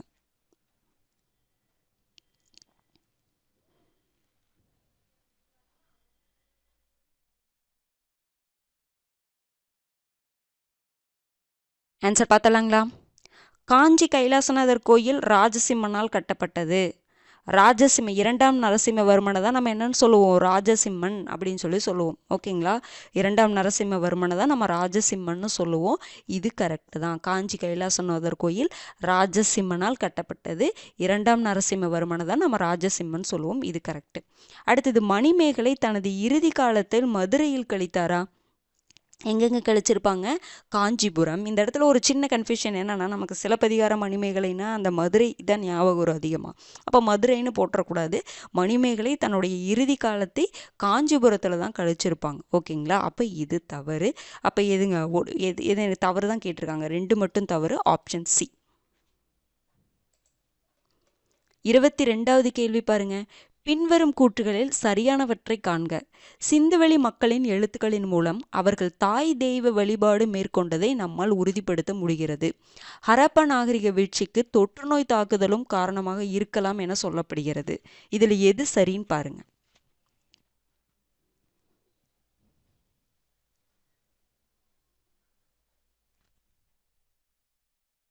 ஆன்சர் பார்த்தலாங்களா? சிந்துவெளி மக்களுடைய வழிபாடு முறை அப்படின்னா அவர்கள் தாய் தெய்வ வழிபாடு மேற்கொண்டதை நம்மளால் சொல்ல முடியும். புரிஞ்சுதுங்களா? அதற்கான ஆதாரமெல்லாம் கிடைச்சிச்சு.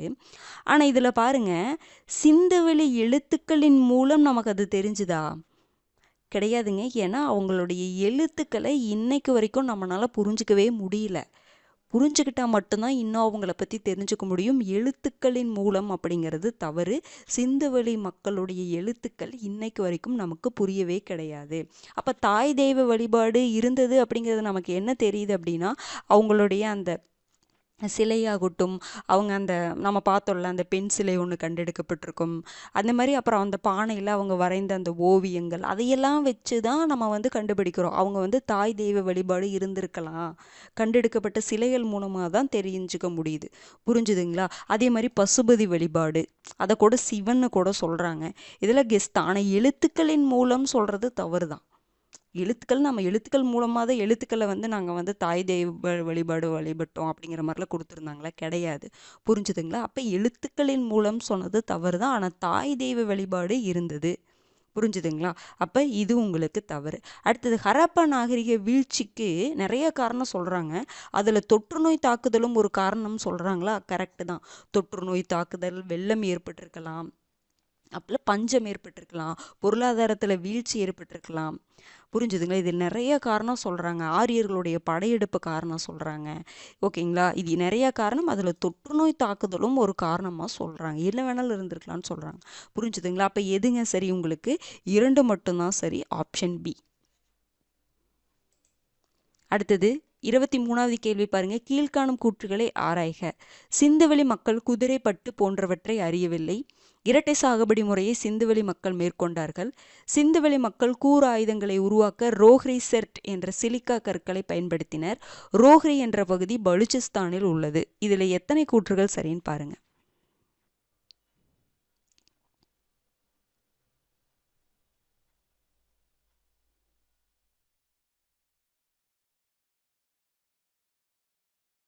ஆன்சர் பார்த்தலாங்களா? சிந்துவெளி மக்கள் அவங்களுக்கு குதிரை பற்றி தெரியாது. பட்டு தெரியுமா? பட்டை பயன்படுத்தினாங்க. பருத்தி, பட்டு, கம்பளி இது எல்லாமே வந்து சிந்துவெளி மக்கள் பயன்படுத்தினாங்க. பட்டை பற்றி அவங்களுக்கு தெரியும், குதிரையை பற்றி தெரியாது. ஓகேங்களா? அப்போ இது தவறு. அடுத்தது இரட்டை சாகுபடி முறையை சிந்துவெளி மக்கள் மேற்கொண்டார்களா? நான் இப்போ தான் சொன்னேன். இந்த உழுத நிலங்கள் கூட எங்கே கண்டுபிடிக்கப்பட்டதுன்னு பார்த்தோம்? காளிபங்கனில் பார்த்தோம். காளிபங்கனில் வேள்வி பீடங்கள் உழுத நிலங்களில் கண்டெடுக்கப்பட்டதுன்னு பார்த்தோம். கரெக்டு தான். அடுத்தது சிந்துவெளி மக்கள் ஒரு கூர்மையான ஆயுதங்கள், இந்த கத்தி அதெல்லாம் பண்ணணும் அப்படின்னா உருவாக்க ரோஹ்ரி செர்ட் அப்படிங்கிற சிலிக்கா கற்களை வந்து பயன்படுத்தியிருக்கிறாங்க. அப்போ இந்த செர்ட், ரோஹ்ரி செர்ட்டுங்கிறது ஏன் பேர் வந்துச்சுன்னா, இந்த செர்ட் வகை இந்த சிலிக்கா கற்கள் வந்து எங்கிருந்து எடுக்கப்பட்டிருக்குன்னா இந்த ரோஹ்ரி பகுதியில் இருக்கக்கூடிய ஒரு படிவு பாறையிலிருந்து தான் எடுக்கப்பட்டிருக்கும். புரிஞ்சுதுங்களா? அப்போ இந்த ரோஹ்ரி அப்படிங்கிற பகுதி எங்கே இருக்குன்னா பலுச்சிஸ்தான் கிடையாது, பாகிஸ்தானில் இருந்திருக்கும். அப்போ இது தவறு. ஓகேங்களா? அப்போ ஒரு கூற்று தான் சரி. Option A. அடுத்து 24வது கேள்வி பாருங்க. கீழ்காணும் கூற்றுகளில் சரியானவற்றை தேர்வு செய்க. சிந்து பகுதியான மெகர்கரில் நாகரிகத்திற்கு முன்பே அங்கு வேளாண்மையும் விலங்கு வளர்ப்பும் மேற்கொள்ளப்பட்டது. நாகரிகம்னா எதை சொல்றாங்கன்னா, சிந்து நாகரிகத்திற்கு முன்பே அங்கு வேளாண்மையும் விலங்கு வளர்ப்பும் மேற்கொள்ளப்பட்டது. நீர்ப்பாசன முறைகள் சிந்துவெளி மக்களுக்கு தெரிந்திருக்கவில்லை. இதுல எது சரின்னு பாருங்க.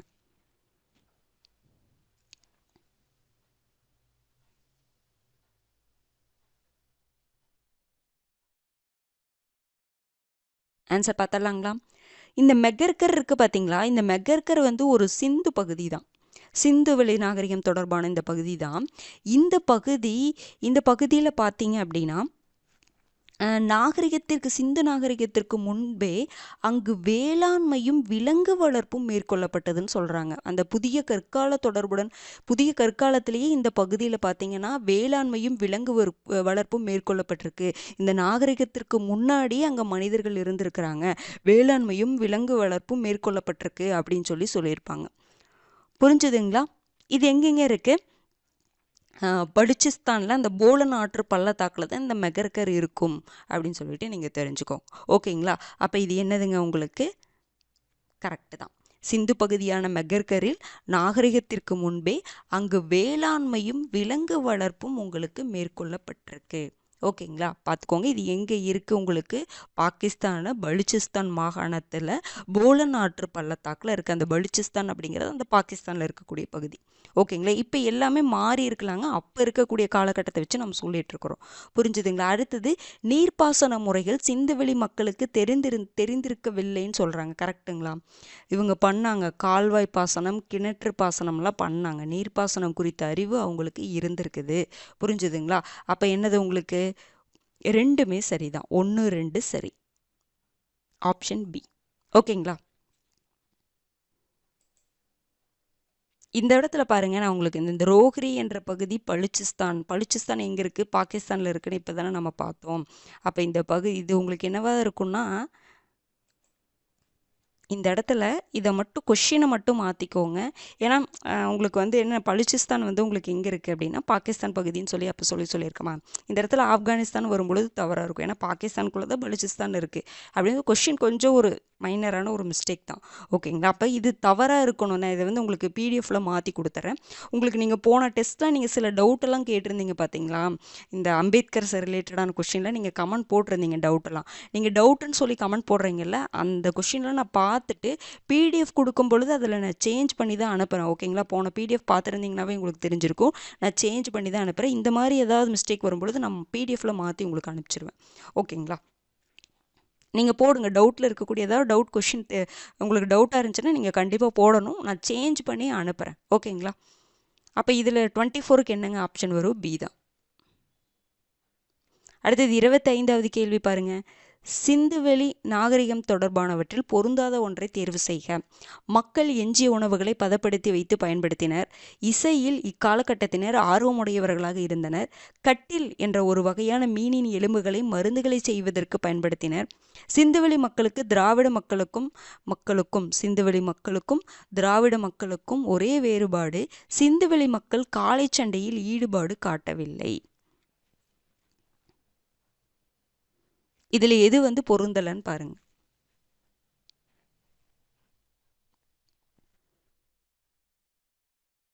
ஆன்சர் பார்த்தலாங்களா. சிந்துவெளி நாகரிகத்தில் அங்கே இருக்கக்கூடிய மக்கள் மீதி இருக்கக்கூடிய உணவுகள் இருக்கும் பார்த்தீங்களா, பதப்படுத்தி வைத்து பயன்படுத்தினாரா? கரெக்ட் தான், பதப்படுத்தினாங்க. அவங்க பதப்படுத்தி வைத்து பயன்படுத்தினாங்க. புரிஞ்சுதுங்களா. இது ரொம்ப முக்கியமான பாயிண்ட்டு. இசையில் இக்காலகட்டத்தினர் ஆர்வமுடையவர்களாக இருந்தாங்க. கரெக்டு தான். இசையில் நாட்டியத்தில் இவங்க ஆர்வமுடையவர்களாக இருந்திருக்கிறாங்க. அடுத்தது இதில் எத்திக்ஸ் புக்கில் இருக்கக்கூடிய பாயிண்ட்ஸு. அடுத்தது பார்த்தீங்கன்னா கட்டில் அப்படிங்கிற ஒரு வகையான மீனுடைய எலும்புகளை மருந்துகளை செய்வதற்கு பயன்படுத்தியிருக்கிறாங்க. கரெக்டு தான். இதுவும் ரொம்ப ரொம்ப முக்கியமான ஒரு பாயிண்ட்டுங்க. கட்டில் அப்படிங்கிற ஒரு மீனுடைய எலும்புகளை மருந்துகளை செய்வதற்கு பயன்படுத்தியிருக்கிறாங்க. புரிஞ்சுதுங்களா. அப்போ இதுவும் விலங்குகளுடைய எலும்புகளெல்லாம் பயன்படுத்தியிருக்காங்க மருந்துகளை செய்வதற்கு. மெயினாக இந்த கட்டில் அப்படின்னு சொல்லி கொடுத்துருப்பாங்க. அடுத்தது சிந்துவெளி மக்களுக்கும் திராவிட மக்களுக்கும் நிறைய எல்லாமே ஒரே மாதிரி தான் இருக்குது. இப்போ என்னெல்லாம் நம்ம பண்ணமோ திராவிட மக்களுக்கும் நிறைய தொடர்பு இருக்கும். இசையில் ஆர்வமாக இருந்தாங்க சிந்துவெளி மக்கள், நம்மளும் அப்படி தான் இருந்தோம் அப்படின்னு சொல்லிட்டு நிறைய அந்த எத்திக்ஸ் புக்கில் ஃபுல்லாகவே உங்களுக்கு தொடர்பு படுத்தி சொல்லியிருப்பாங்க. ஓகேங்களா. அப்போ ஒரே வேறுபாடு ஏதாவது கொடுத்துருக்காங்களா? கிடையாது. என்னென்னா சிந்துவெளி மக்கள் காளை சண்டையில் ஈடுபாடு காட்டவில்லையா? கிடையாது. அவங்க காளை சண்டை, கோழி சண்டை இதில் எல்லாத்தையுமே ஈடுபாடு காட்டியிருக்கிறாங்க. இதன் மூலம் அப்போ நம்மளும் திராவிட மக்களும் காளை சண்டையில் ஈடுபாடு காட்டியிருக்கிறோம்ல, அப்போ இவங்க ரெண்டு பேர்த்துக்கும் தொடர்பு இருக்குது அப்படின்னு சொல்லியிருப்பாங்க. நிறைய தொடர்பு இருக்குது. அப்போ ஒரே வேறுபாடெல்லாம் கிடையாது. வேறுபாடே கிடையாது. அவங்களும் காளை சண்டையில் ஈடுபட்டிருக்கிறாங்க, கோழி சண்டையில் ஈடுபட்டிருக்கிறாங்க. புரிஞ்சுதுங்களா. அப்போ இதுதான் உங்களுக்கு என்னதுங்க பொருந்தலை. அடுத்தது 26வது கேள்வி பாருங்க. பண்டைய இஸ்ரேல் அரசர் சாலமோன் முத்துக்களை எந்த பகுதியிலிருந்து இறக்குமதி செய்தார்? கொர்க்கை, உவரி, தொண்டி, புகார். பண்டைய இஸ்ரேல் அரசர் சாலமன் முத்துக்களை எந்த பகுதியிலிருந்து இறக்குமதி செய்தாரு? சாரிங்க, உவரி அப்படிங்கிற இடத்துல இருந்து இறக்குமதி செஞ்சுருப்பாங்க. ஓகேங்களா. இந்த உவரி அப்படிங்கிற பகுதி எங்கே இருக்குது உங்களுக்கு? கொர்க்கை, பாண்டியர்களின் துறைமுகமான கொர்க்கைக்கு பக்கத்தில் இருக்கும். ஸ்பெசிஃபிக்காக ஒன்று கொடுத்துருக்காங்க உவரின்னு சொல்லிட்டு. ஓகேங்களா. உவரி கொர்க்கைக்கு பக்கத்தில் இருக்கும். இந்த உவரியிலிருந்து தான் இஸ்ரேல் அரசர் சாலமன் என்ன பண்ணியிருக்காங்க? முத்துக்களை வந்து இறக்குமதி பண்ணியிருப்பார். ஓகேங்களா. அடுத்தது இந்த தொண்டியில் இருந்து மதுரைக்கு என்ன இறக்குமதி பண்ணப்பட்டிருக்கும்? அகில், சந்தனம் இது எல்லாமே தொண்டியிலிருந்து மதுரைக்கு இறக்குமதி பண்ணப்பட்டிருக்கும். இது ரிலேட்டடாக ஒரு மேப் கொடுத்துருப்பாங்க, அதை பார்த்துக்கோங்க. ஓகேங்களா. எது எங்கெங்கே இருக்குது, தொண்டி எங்கே இருக்குது, கொர்க்கை இதெல்லாம் துறைமுகங்கள் எங்கெங்கே இருக்குது அப்படின்னு சொல்லி பார்த்துக்கோங்க. ஓகேங்களா. புகார் உங்களுக்கு வந்து இந்த வங்காள விரிகுடா அந்த ஆற்றில் கலக்கக்கூடிய இடத்துல அந்த மயிலாடுதுறையில் இருக்கும் அப்படின்னு சொல்லி கொடுத்துருப்பாங்க. அந்த பிளேஸ் எல்லாம் நமக்கு தெரியணும். புரிஞ்சுதுங்களா. அப்போ இதுதான் உவரியிலிருந்து தான் முத்துக்களை இறக்குமதி பண்ணியிருப்பாங்க. இந்த உவரி எங்கே இருக்குன்னா கொர்க்கைக்கு பக்கத்தில் இருக்குது. தொண்டியிலிருந்து மதுரைக்கு பார்த்திங்கன்னா அகில், சந்தனம் முதலிய பொருட்கள் வந்து இறக்குமதி ஆயிருக்கும். ஓகேங்களா. அடுத்தது பாருங்க 27வது கேள்வி. சரியான இணை அல்லது இணைகளை தேர்வு செய்க. சிந்துவெளி நாகரிகம் 3300 to 1900 எகிப்து நாகரிகம், 3100 to 1100 சீன நாகரிகம், 1700 to 1122 மெசபடோமிய நாகரிகம், 3500 to 2000. இதில் எது சரின்னு பாருங்க.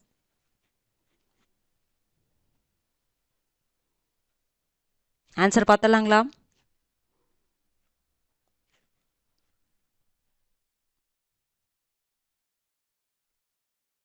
யார் எல்லாரும் இந்த வருஷத்தை மட்டும் பார்த்து போட்டிருந்தீங்கன்னா உங்களுடைய ஆன்சர் தப்பாக தான் இருக்கும். ஏன்னா இதுக்கு ஆன்சர் என்னதுங்க? அனைத்தும் தவறு தான். ஏன் தவறு? வருஷங்கள்லாம் கரெக்டாக. ஆனால் பாருங்கள், கிபி ஒரு மேஜரான மிஸ்டேக்கு தான் இது. மைனரான இதுன்னு சொல்ல முடியாது, மேஜரான மிஸ்டேக். உங்களுக்கு என்ன வரணும்? கிமுன்னு வரணும். இது எதுக்காக இப்படி கொடுத்தோன்னா, நம்ம கொஷினை கேர்ஃபுல்லாக ரீட் பண்ணணும். நமக்கு வருஷம் தெரிஞ்சிருச்சு அப்படின்னு சொல்லிட்டு அசால்ட்டாக எங்கேயுமே போட்டுறக்கூடாது. இப்படி கேட்க போகிறது கிடையாது. ஆனால் ஏதோ ஒரு இடத்துல உங்களுக்கு கேட்டிருந்தாங்கன்னா உங்களால் கரெக்டாக போடணும். புரிஞ்சுதுங்களா? கிமு கிபியில் தப்பு பண்ணிக்கிட்டீங்கன்னா அவ்வளோதான், பெரிய மிஸ்டேக், வருடங்கள் பின்னாடி போகும். ஓகேங்களா? பாருங்க, கிமு தான். ஓகேங்களா? கிமு தான், எல்லாத்துலேயும் கிமு வரணும். வருடங்கள்லாம் கரெக்டு தான். சிந்துவெளி நாகரிகம் பார்த்தீங்கன்னா 3300 to 1900, எகிப்து நாகரிகம் கிமு 3100 to 1100, சீன நாகரிகம் கிமு 1700 to 1122, மெசபோட்டோமிய நாகரிகம் கிமு 3500 to 2000. இது எல்லாமே கரெக்டு தான். இது எதற்கு இப்படிலாம் கேட்பாங்களான்னு கேட்டால், நம்ம என்னங்க ஒரு கேர்ஃபுல்லாக இருக்கணும். ஒரு சின்ன விஷயத்தில் கூட நம்ம தப்பு பண்ணால், ஒரு கொஷின் சரி இந்த மாதிரி கேட்குறாங்கன்னு வச்சுக்கோங்க, இது நமக்கு தெரிஞ்சு நம்ம தப்பு பண்ணிட்டோம்னா இது எவ்வளோ ஒரு பெரிய இது. நம்ம கேர்லெஸ்னால இந்த மாதிரி மிஸ்டேக்லாம் பண்ணக்கூடாதுங்கிறக்காக கொஷினை நல்லா ரீட் பண்ணணும் அப்படிங்கிறக்காக தான் இதை நான் வச்சேன். எல்லாருமே ரீட் பண்ணியிருப்பீங்கன்னு நினைக்கிறேன். யாராவது தப்பு பண்ணியிருந்தீங்கன்னா அதை மறுபடியும் திருத்திக்கலாம். இது இங்கே நம்ம திருத்திக்கணும், எக்ஸாம் ஹாலில் நம்ம திருத்த முடியாது. இப்போவே இது மாதிரி ப்ராக்டிஸ் பண்ணி திருத்திக்கணும். ஓகேங்களா? அப்போ என்னதுங்க, இது அனைத்தும் தவறு தான். வருடங்கள்லாம் கரெக்டு தான். கிமுன்னு வரணும் எல்லாத்துலேயுமே. ஓகேங்களா? அடுத்து 28வது கேள்வி பாருங்க. சிந்துவெளி நாகரிகம் தொடர்பான கீழ்கண்ட கூற்றுகளுள் தவறானவற்றை காண்க. தராசுகளின் பயன்பாடு, கருப்பு நிற மட்பாண்டங்கள், சுமார் 1.3 மில்லியன் சதுர கிலோமீட்டர் பரப்பளவு, அனைத்தும் சரி.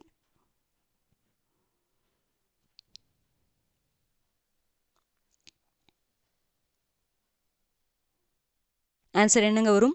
சிந்துவெளி நாகரிகம் தொடர்பான கீழ்கண்ட கூற்றுகள் தவறானது. அங்கே தராசுகள் பயன்படுத்தியிருக்கிறாங்க, கரெக்ட். இதை எடை இழக்கிறதுக்கு தராசுலாம் பயன்படுத்தியிருக்காங்க. அந்த செம்பு தராசு கூட அந்த செம்பால் செய்யப்பட்டிருக்கும், அதுக்கான ஆதாரம்லாம் கிடைச்சதுன்னு படிச்சிருப்போம். இது கரெக்டு தான். கருப்பு நிற மட்பாண்டங்கள் இருந்துச்சா? சிவப்பு நிற மட்பாண்டங்கள் டிசைனை தான் கருப்பில் போட்டிருப்பாங்க. சிவப்பு நிற மட்பாண்டங்கள், இது ரொம்ப முக்கியமானது. இதுதான் தவறு. அடுத்தது, இதனுடைய பரப்பளவு சுமார் 1.3 மில்லியன் சதுர கிலோமீட்டர் பரப்பளவு, correct.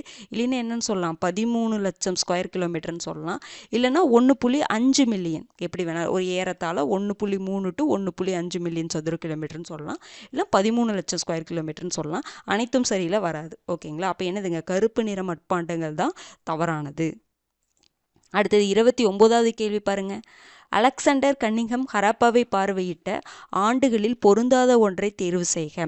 1875, 1853, 1851, 1856.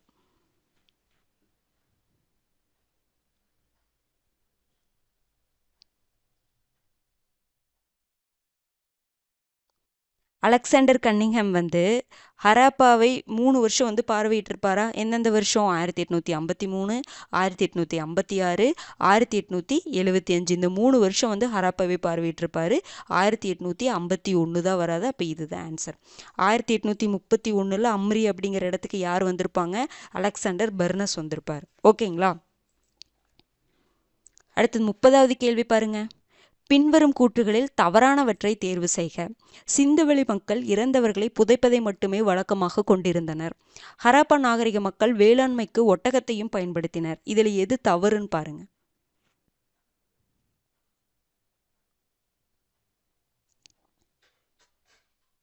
Answer பார்த்தலாங்களா?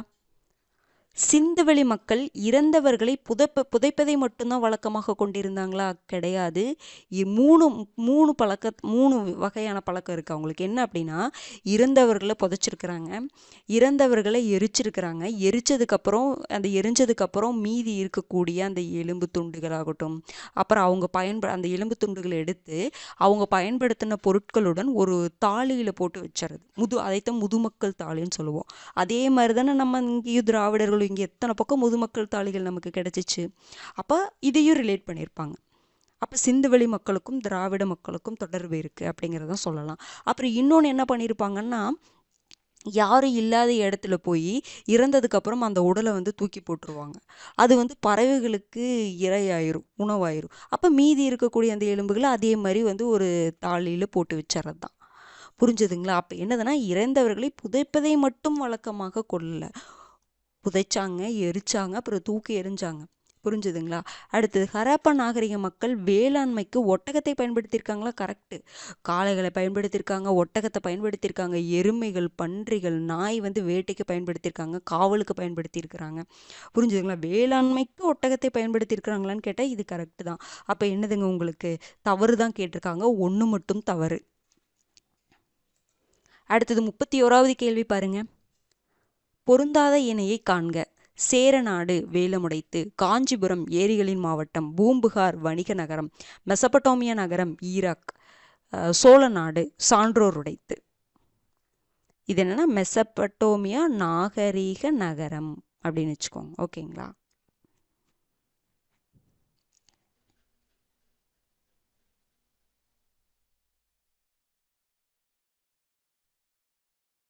Answer பார்த்தலாங்களா? Cheranadu வேலமுடைத்தா correct. Cholanadu சோறுடைத்து, Cheranadu வேலமுடைத்து, Pandya நாடு முத்துடைத்து, அடுத்தது என்னதுங்க, தொண்டை நாடு சான்றோர் உடைத்து அப்படின்னு நம்ம படிச்சிருப்போம்ல. அப்போ சேரநாடு வேலமுடைத்து கரெக்டு தான். காஞ்சிபுரத்தை நம்ம ஏரிகளின் மாவட்டம் சொல்லுவோம், கோயில்களின் நகரம் சொல்லுவோம், கல்வி நகரம் அப்படின்னு சொல்லுவோம். இது கரெக்டு தான். அடுத்தது, பூம்புகார் வணிக நகரமா? மதுரை தான் உங்களுக்கு வணிக நகரம். பூம்புகாரில் வணிகம்லாம் நடந்துச்சுன்னு நமக்கு தெரியும், அதனால் நம்ம தவறாக போட்டக்கூடாது. மதுரை வணிக நகரம். பூம்புகார் என்ன நகரங்க? துறைமுக நகரம். பூம்புகார் துறைமுக நகரம். சிறந்து விளங்கிய துறைமுகமாக புகார் விளங்கியிருக்கும், அதனால தான் துறைமுக நகரம் சொல்லியிருப்போம். மதுரை தான் வணிக நகரம், இது தவறு. மெசபடோமியா நாகரிக நகரமாக நம்ம ஈராக் சொல்லுவோம். ஈராக், ஈரானு, குவைத், இது எல்லாமே மெசபடோமியா நாகரிக நகரங்கள் தான். இது கரெக்டு தான். சோழ நாடு சான்றோர் உடைத்தா? கிடையாது. தொண்டை நாடு தான் சான்றோர் உடைத்து. சோழ நாடு சோறு உடைத்து. புரிஞ்சுதுங்களா? அப்போ எது உங்களுக்கு தவறு? 3, 5 தவறு. Option A. அடுத்தது 32வது கேள்வி பாருங்க. சிந்துவெளி நாகரிகம் நிலவிய காலம். 5300 ஆண்டுகளுக்கு முன், 3300 ஆண்டுகளுக்கு முன், 1900 ஆண்டுகளுக்கு முன், 2500 ஆண்டுகளுக்கு முன்.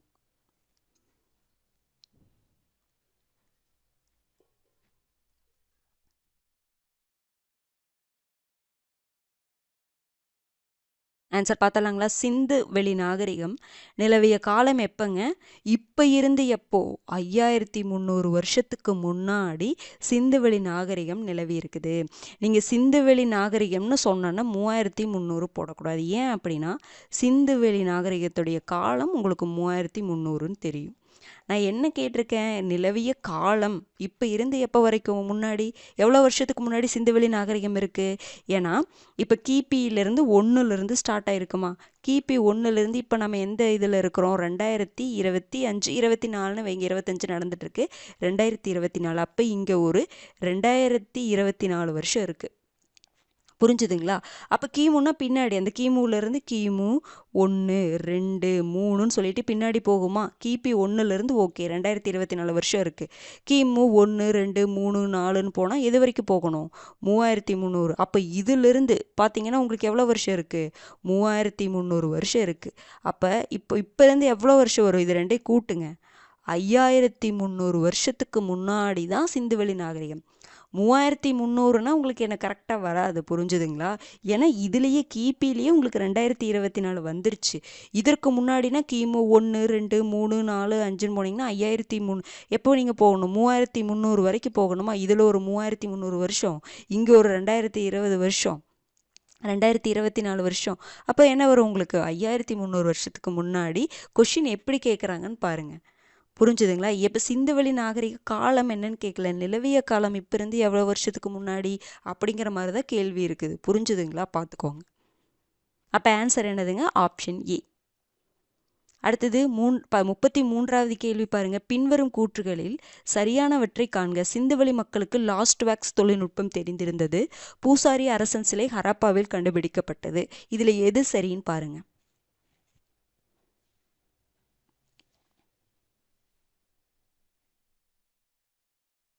ஆன்சர் பார்த்தலாங்களா?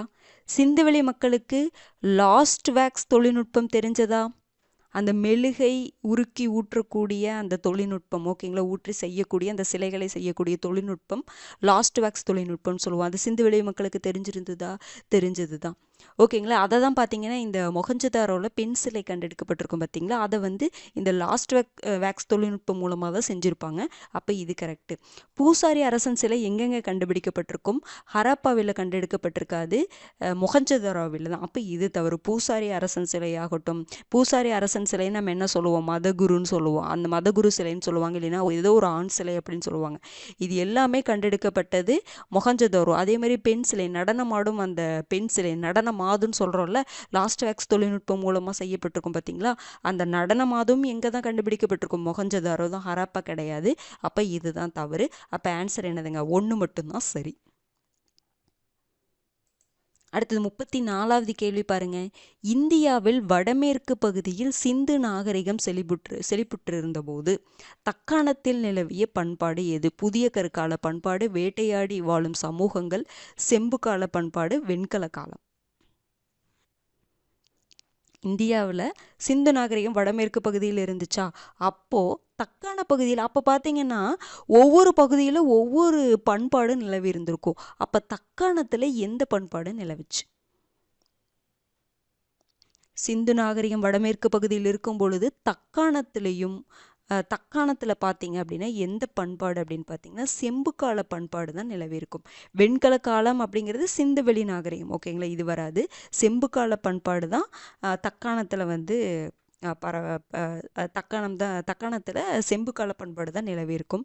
புதிய கற்கால பண்பாடு பார்த்தீங்கன்னா எங்கன்னா கர்நாடகா, ஆந்திர பிரதேஷ், மத்திய இந்திய பகுதி, கிழக்கு பகுதி, கிழக்கு இந்திய பகுதி, அது எல்லாம் மேஜராக புதிய கற்கால பண்பாடு தான் அங்கங்கே இருக்கும். ஏன்னா புதிய கற்கால பண்பாடுக்கு அப்புறம் தான் உங்களுக்கு சிந்து சமவெளி நாகரிகம் அப்படியே வருது. அப்படிங்கும்பொழுது மேஜராக அங்கே புதிய கற்கால பண்பாடு நடைமுறையில் இருக்கும், ஓகேங்களா. அப்போ உங்களுக்கு எல்லா முக்கால்வாசி பகுதியில் புதிய கற்கால பண்பாடு நிலவி இருக்கும். வேட்டையாடி வாழும் சமூகங்கள்லாம் பார்த்தீங்கன்னா எங்கே அப்படின்னு பார்த்தீங்கன்னா கேரளா, அந்த பகுதியெலாம், இலங்கையிலாம் வந்து உங்களுக்கு வேட்டையாடி வாழும் சமூகங்கள் வந்து இருப்பாங்க அதிகமாக.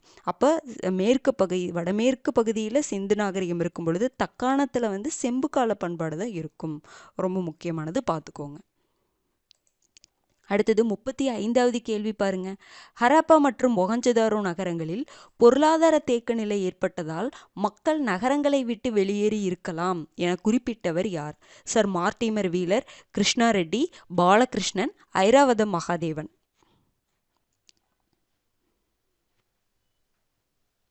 ஆன்சர் என்னங்க வரும்? ஹரப்பாவும் மொஹஞ்சதாரோவும் ஒரு மிகப்பெரிய வணிகத்தலங்கள். அங்கே பொருளாதார தேக்க நிலை ஏற்பட்டதுனால தான் மக்கள் நகரங்களை விட்டு வெளியேறி இருக்கலாம் அப்படின்னு சொல்லி சொன்னவர் யாருங்க?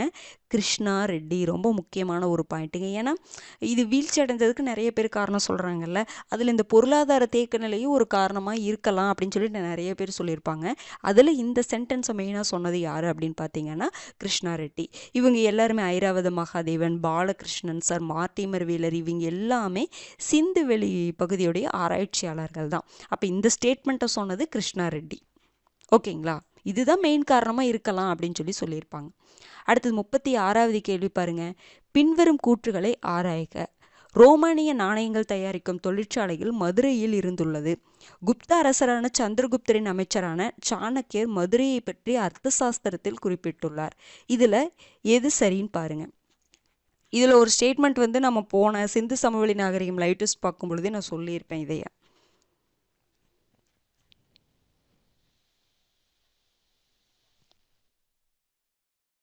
ஆன்சர் என்னங்க வரும்?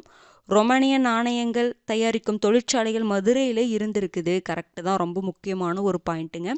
அடுத்தது குப்த அரசரான சந்திரகுப்தரின் அமைச்சரான சாணக்கியர் மதுரையை பற்றி அர்த்த சாஸ்திரத்தில் குறிப்பிட்டுள்ளார். மதுரையை பற்றி அர்த்த சாஸ்திரத்தில் சாணக்கியர் எழுதியிருப்பார். ஓகே தான். இவர் சந்திரகுப்தருடைய அமைச்சர், கரெக்டு தான். ஆனால் இந்த சந்திரகுப்தர் குப்த அரசரை கிடையாது, மௌரிய அரசர். சந்திரகுப்தர்னு சொல்லிட்டு உங்களுக்கு குப்த அரசர் இருக்கிறார், ஓகேங்களா. ஆனால் இங்கே குறிப்பிடுறது மௌரிய அரசர் தான். மௌரிய அரசருடைய அமைச்சர் தான் சாணக்கியர். புரிஞ்சுதுங்களா? அப்போ இது தவறு. அப்போ உங்களுக்கு என்னதுங்க, எது தானே சரின்னு தானே கேட்டிருக்காங்க. ஒன்று மட்டும்தான் சரி, ஆப்ஷன் ஏ. அடுத்தது 37வது கேள்வி பாருங்க. பின்வரும் கூற்றுகளில் தவறானவற்றை காண்க. சிந்துவெளி மக்கள் கம்பளி ஆடைகளை பயன்படுத்தினர். சிந்துவெளி மக்கள் போர் புரிந்ததற்கான ஆதாரங்கள் கிடைக்கவில்லை. சிந்துவெளி மக்கள் இரும்பை மெசபடோமியாவிலிருந்து இறக்குமதி செய்தனர். எது தவறுன்னு பாருங்க.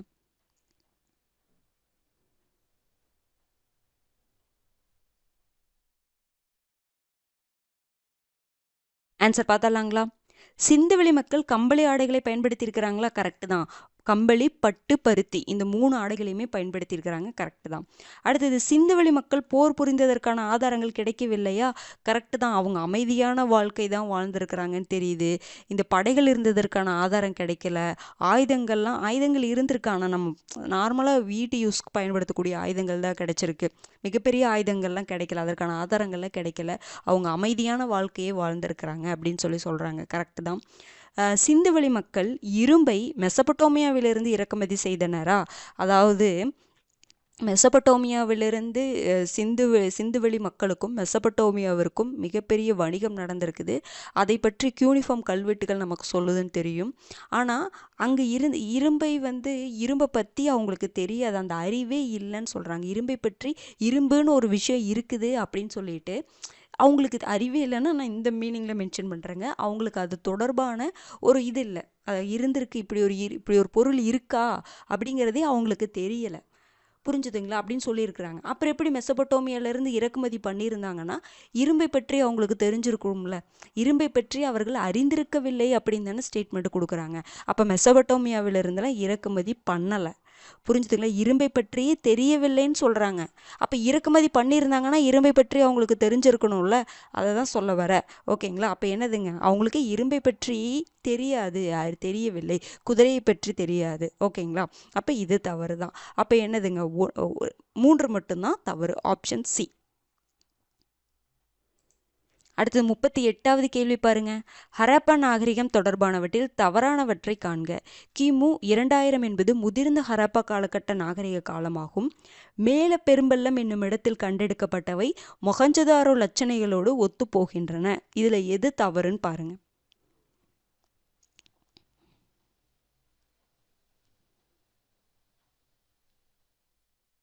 ஆன்சர் பார்த்தலாங்களா?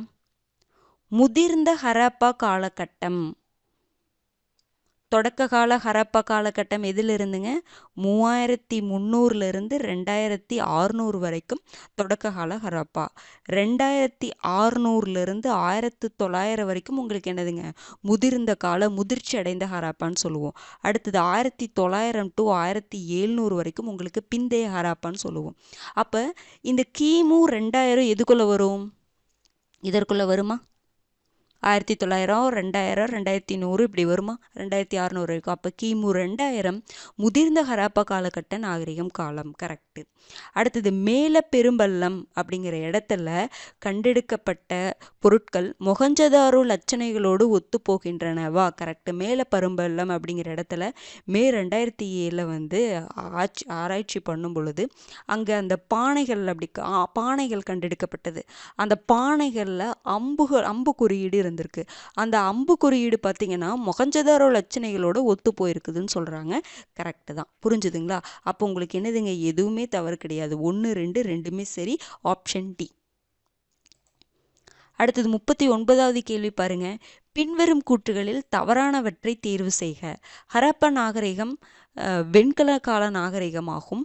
சிந்துவெளி காலத்தில் சங்கு பொருட்களின் உற்பத்தி மையமாக ராஜஸ்தான் திகழ்ந்தது. இதில் எது தவறுன்னு பாருங்க.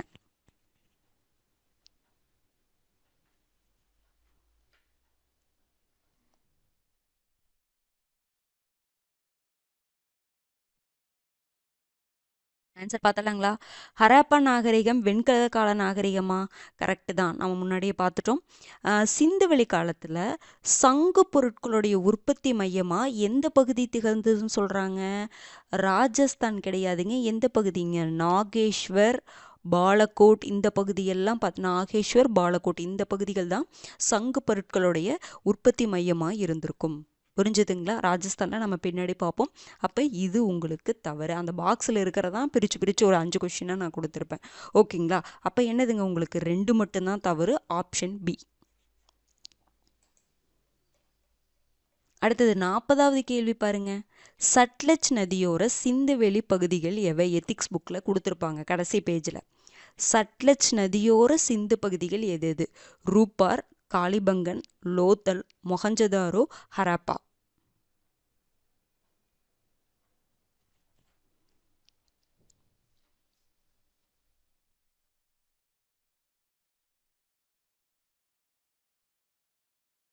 ஆன்சர் பார்த்தலாங்களா? சட்லஜ் நதியோரம் இருக்கக்கூடிய சிந்துவெளி பகுதி எதுங்க? ரூபார். அது எங்கே இருக்கும்? பஞ்சாப். அடுத்தது என்னதுங்க? லோத்தல். இது ரெண்டும் தான் சட்லஜ் நதியோரம் இருக்கும். புரிஞ்சுதுங்களா? ரூபார் வந்து பஞ்சாபில் இருக்கும், லோத்தல் வந்து குஜராத், உங்களுக்கு தெரியும். இது ரெண்டுமே சட்லஜ் நதியோர சிந்துவெளி பகுதிகள். அடுத்தது காளிபங்கன். காளிபங்கன் எங்கே இருக்குங்க? காகர். காகர் நதி கரையோரத்தில் ராஜஸ்தானில் இருக்கும். காகர் முன்னாடியில் நம்ம எந்த பிளேஸ்ன்னு பார்த்தோம், நதிக்கரையும் நமக்கு தெரிஞ்சுக்கணும்.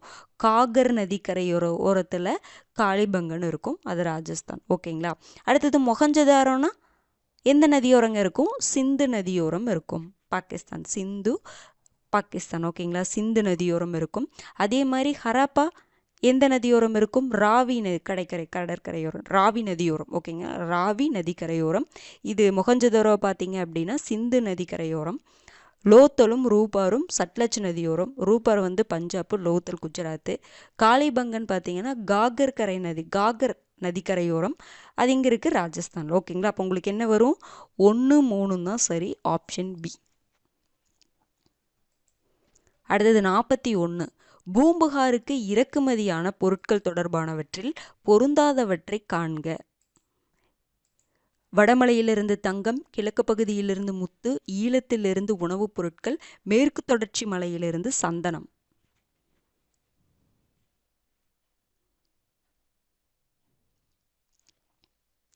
பூம்புகாருக்கு இறக்குமதியான பொருட்கள் தொடர்பானவற்றில் பொருந்தாது எது?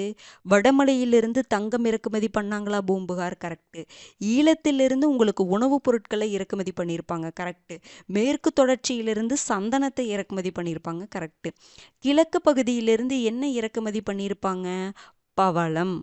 முத்து எந்த பகுதியிலிருந்து? தென்கடல் பகுதியிலிருந்து முத்து, கிழக்கு பகுதியிலிருந்து பவளம். அப்போ இதுதான் தவறு. ஆப்ஷன் பி தான் உங்களுக்கு பொருந்தாதது. ஓகேங்களா? அடுத்தது 42வது கேள்வி பாருங்க. பொருன்ஸ் என்ற பெயர் கொண்ட ஆறு எந்த நாட்டில் உள்ளது? ஆப்கானிஸ்தான், இந்தியா, எகிப்து, பாகிஸ்தான்.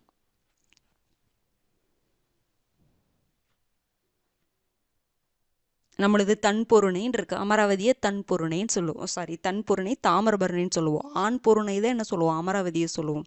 அப்போ நம்மக்கிட்ட இருக்க மாதிரியே பெயர் வந்து ஆப்கானிஸ்தான், பாகிஸ்தான்ல இருக்குன்னு படிச்சிருப்போம். அப்போ பொருன்ஸ் அப்படிங்கிற பெயர் கொண்ட ஆறு எந்த நாட்டில் இருக்குது? ஆப்கானிஸ்தானில் இருக்குது. காவிரி பொருன்ஸ் அப்படிங்கிற பெயர் கொண்ட ஆறுகள் ஆப்கானிஸ்தானில் இருக்கும். அதே மாதிரி பாகிஸ்தானில் பார்த்தீங்கன்னா காவிரிவாலா, பொருணை அப்படின்னு சொல்லிட்டு இருக்குது. புரிஞ்சுதுங்களா? அப்போ இது உங்களுக்கு இது ஆப்கானிஸ்தான் தான் கரெக்ட். பொருன்ஸ் நம்ம இங்கே பொருணைன்னு சொல்கிறோம், அதை மருவி தான் நாங்கள் பொருன்ஸ் அப்படின்னு சொல்கிறோம், பார்த்துக்கோங்க. அடுத்தது 43வது கேள்வி பாருங்க. லோத்தலில் கண்டுபிடிக்கப்பட்ட தந்தத்தினாலான அளவுகோல் கொண்ட சிறிய அளவீடு 1074 metre, 1701 metre, 1704 metre, 1047 metre. Lothal எங்கே இருக்குது? குஜராத்தில் இருக்குது. அங்கே வந்து தந்தத்தினாலான அளவுகோல் ஒன்று கண்டுபிடிச்சாங்க. அது கொண்டு சிறிய அளவீடு எதுன்னு பார்த்தீங்கன்னா 1700 மீட்டர். ரொம்ப என்ன சொல்லலாம் அப்படின்னா ரொம்ப மைன்யூட்டான அந்த மெஷர்மெண்ட்டெல்லாம் கூட அவங்க மெஷர் பண்ணியிருக்கிறாங்க. இதுதான் அந்த சம காலத்திலேயே சிறிய அளவீடு கொண்ட அளவுகோல் இதுன்னு சொல்லியிருப்பாங்க. ஓகேங்களா? அதனால் இது ரொம்ப முக்கியமானது. அடுத்தது 44வது கேள்வி பாருங்க. கீழ்காணும் சிந்துவெளி பகுதியில் செம்பு பொருட்களின் உற்பத்தி மையத்தோடு தொடர்புடைய பகுதி எது? பாலக்கோட், ஷார்டுகை, தெற்கு ராஜஸ்தான், ஓமன்.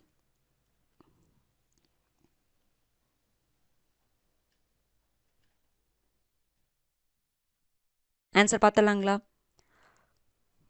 செம்பு பொருட்கள் உற்பத்தி மையம் எங்கெங்க இருந்திருக்கும்? எது இருந்திருக்கும்? ஓமன். இன்னொன்று என்ன சொல்லுவாங்க? ராஜஸ்தான். ஓமன், ராஜஸ்தான் வந்து செம்பு பொருட்களின் உற்பத்தி மையம். தெற்கு ராஜஸ்தான் எதுங்க? நுரைக்கல், ஸ்டியாட்டைன்னு சொல்லக்கூடிய பொருட்களுடைய உற்பத்தி மையம். ஷார்டுகை அப்படிங்கிறது வைடூரியம். பாலக்கோட், நாகேஸ்வர் அதெல்லாம் பார்த்தீங்கன்னா சங்கு பொருட்கள். இதெல்லாம் திரும்ப திரும்ப பார்த்துட்டோம். அடுத்தது 45வது கேள்வி பாருங்க. சாகுந்தாரோ என்ற பகுதி எந்த நதிக்கரையோரம் அமைந்திருந்தது? காகர், சரஸ்வதி, சட்லஜ், ராவி.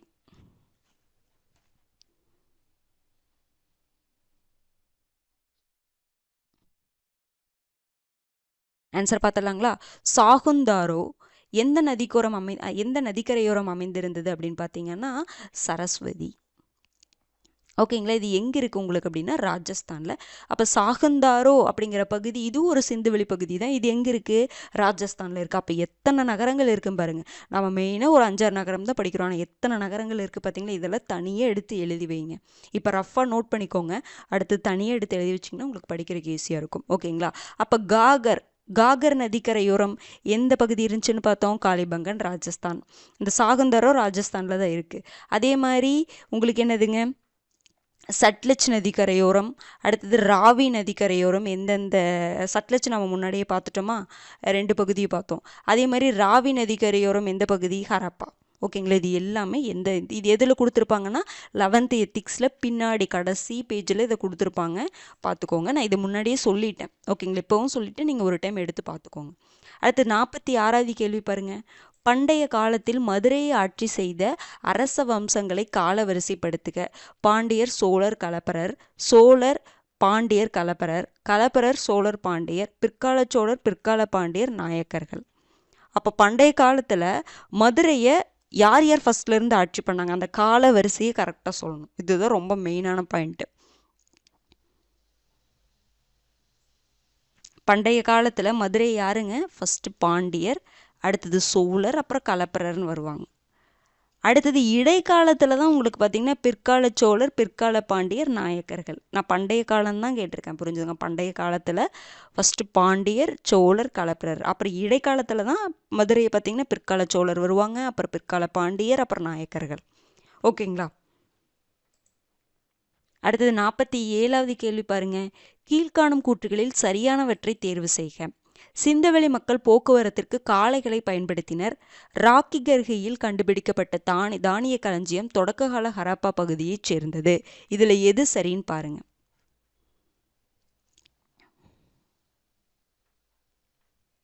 ஆன்சர் பார்த்தலாங்களா? சிந்துவெளி மக்கள் போக்குவரத்திற்கு காளைகளை பயன்படுத்தினாரா? கரெக்டு. அதுக்கப்புறம் பார்த்தீங்கன்னா வேளாண்மைக்கு என்ன பயன்படுத்தினாங்க? ஒட்டகத்தையும் பயன்படுத்தியிருக்கிறாங்கன்னு பார்த்தோம். ராக்கிகர்கியில் கண்டுபிடிக்கப்பட்ட தானிய களஞ்சியம் தொடக்க கால ஹரப்பா பகுதியைச் சேர்ந்ததா? கிடையாது. முதிர்ச்சி அடைந்த கால ஹரப்பாவை சேர்ந்தது, ஹரப்பா காலகட்டத்தை சேர்ந்தது. கிமு 2600 கிமு 1900 அந்த பகுதியைச் சேர்ந்தது தான் இந்த ராக்கிகர்கியில் கண்டுபிடிக்கப்பட்ட தானிய களஞ்சியம். அப்போ இது தவறு. அப்போ எதுங்க சரி? 1 மட்டும்தான் சரி. Option A.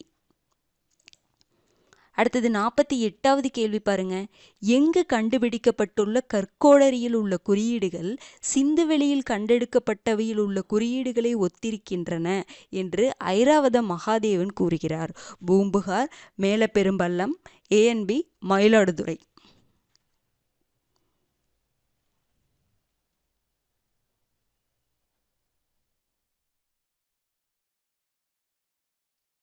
ஆன்சர் பார்த்துடலாங்களா?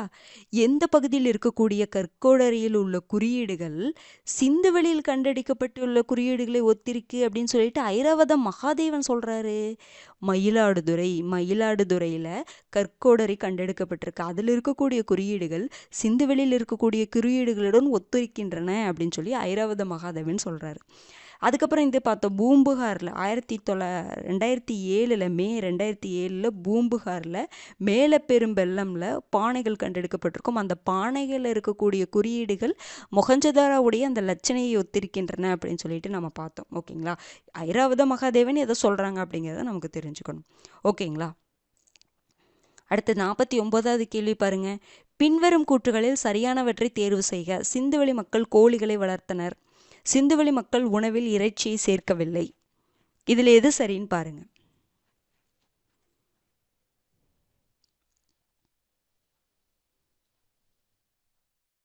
ஆன்சர் பார்த்தலாங்களா? சிந்துவெளி மக்கள் கோழிகளே வளர்த்தனாரா? கரெக்டு. கோழிகளை வளர்த்திருக்காங்க. கோழிச்சண்டையில ஈடுபட்டிருக்காங்கன்னு பார்த்தோம்ல.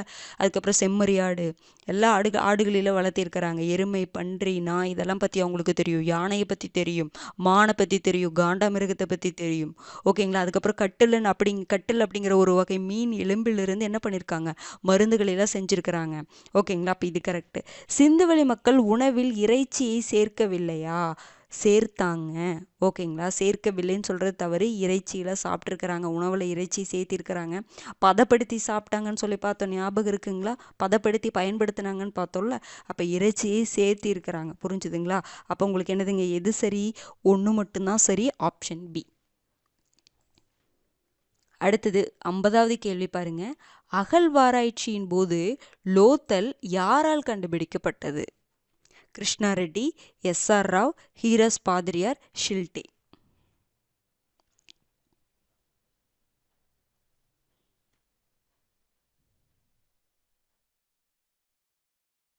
அகழ்வாராய்ச்சியில் லோத்தல் ஃபேமஸ்ங்க. குஜராத்தில் இருக்கா? குஜராத்தில் இருக்கக்கூடிய பகுதி தான் இந்த லோத்தல். சபர்மதி ஆற்றின் துணை ஆற்றின் கரையில் வந்து இந்த லோத்தல் இருக்கும். இந்த லோத்தலில் தான் பார்த்தீங்கன்னா அவங்களுக்கு கப்பல் கட்டும் தளங்கள்லாம் இருக்கும் அப்படின்னு சொல்லி பார்த்துருப்போம். இந்த பகுதியை யார் கண்டுபிடிச்சிருப்பாங்க அப்படின்னு பார்த்தீங்கன்னா எஸ்.ஆர். ராவ் தான் கண்டுபிடிச்சிருப்பாங்க. ரொம்ப முக்கியமான ஒரு கொஷின். ஓகேங்களா? அதே மாதிரி பார்த்தீங்கன்னா இங்கே இருக்கக்கூடிய துறைமுகம் தான் மனிதனால் முதலாக கட்டப்பட்ட செயற்கை துறைமுகம் அப்படின்னு சொல்லிட்டு சொல்கிறாங்க. ஓகேங்களா? அதுக்கப்புறம் கிருஷ்ணா ரெட்டியை பற்றி நம்ம முன்னாடியே பார்த்தோம்.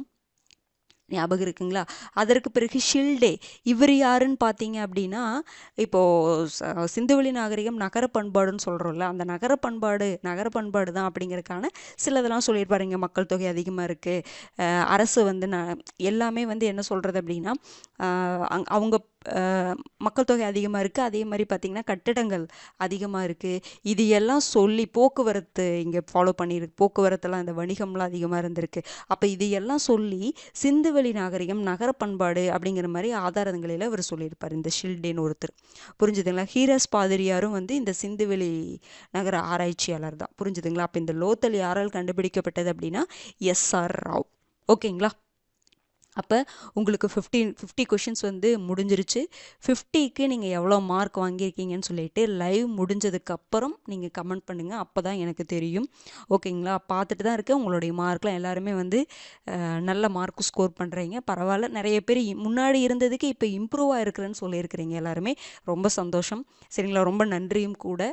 ஏன்னா நீங்கள் சொல்லும் பொழுது தான், ஏன்னா நம்ம சொல்கிறதுக்கு எல்லாருமே கமெண்ட் பண்ணுறாங்களான்னு கேட்டால் கிடையாது. ஆனால் ஒரு சிலர் நம்ம சொல்கிறோம் அப்படிங்கிறக்காக எப்படி இருக்குது அப்படின்னு சொல்லிட்டு கமெண்ட் பண்ணுறீங்க. அவங்களுக்கு நன்றி.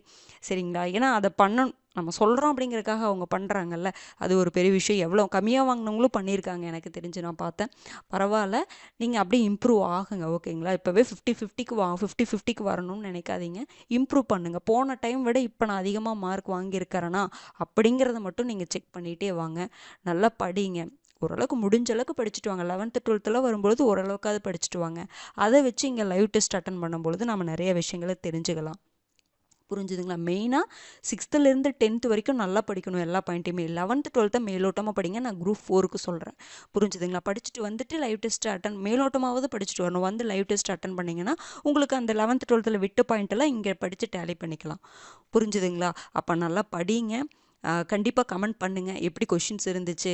அதே மாதிரி தான் எப்பவும் போல் நான் வந்து முன்னாடி இருந்ததுக்கு இப்போ நல்லா பண்ணியிருக்கேன் அப்படிங்கிற மாதிரி நீங்கள் போடும்பொழுது என்னென்னா எனக்கு தெரியும், ஓகே நம்ம வந்து இது மாதிரி சொன்னோம்னா அவங்களுக்கு ஈஸியாக இருக்குது அப்படிங்கிற மாதிரி. நான் ஏன்னா உங்களோட கமெண்ட்டை பார்த்துட்டு தான் நான் ஒவ்வொரு லைவ் டெஸ்ட்லேயும் சரி நம்ம இந்த பாயிண்ட்டை நம்ம எக்ஸ்பிளைன் பண்ணலாம் அப்படின்னு சொல்லிட்டு நான் பண்ணிகிட்ருக்கிறேன். ஓகேங்களா, நீங்கள் சொல்லக்கூடிய கமெண்ட்டை வச்சு, நீங்கள் போடுற கமெண்ட்டை வச்சு தான் அடுத்தடுத்த லைவ் வந்து மாற்றம், ஓகேங்களா, ஒரு டெவலப் ஆகும், ஒரு இம்ப்ரூவ்மெண்ட் நம்மளாலையும் பண்ண முடியும்.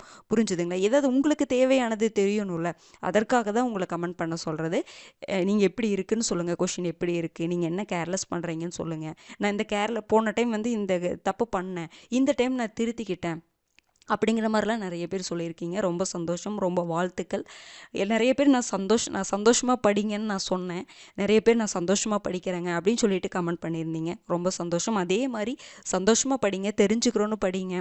நீங்கள் படிக்கிறதன் மூலமாக இந்த சமூகத்துக்கு ஏதாவது கண்டிப்பாக நம்மளால் செய்ய முடியும். தெரிஞ்சுக்கிறது மூலமாக கண்டிப்பாக இது பண்ண முடியும். சரிங்களா? அதே மாதிரி நம்ம தெரிஞ்சுக்கிறது அறிவு அற்றம் காக்கும் கருவி, எல்லாத்துக்குமே தெரிஞ்சிருக்கும்னு நினைக்கிறேன்.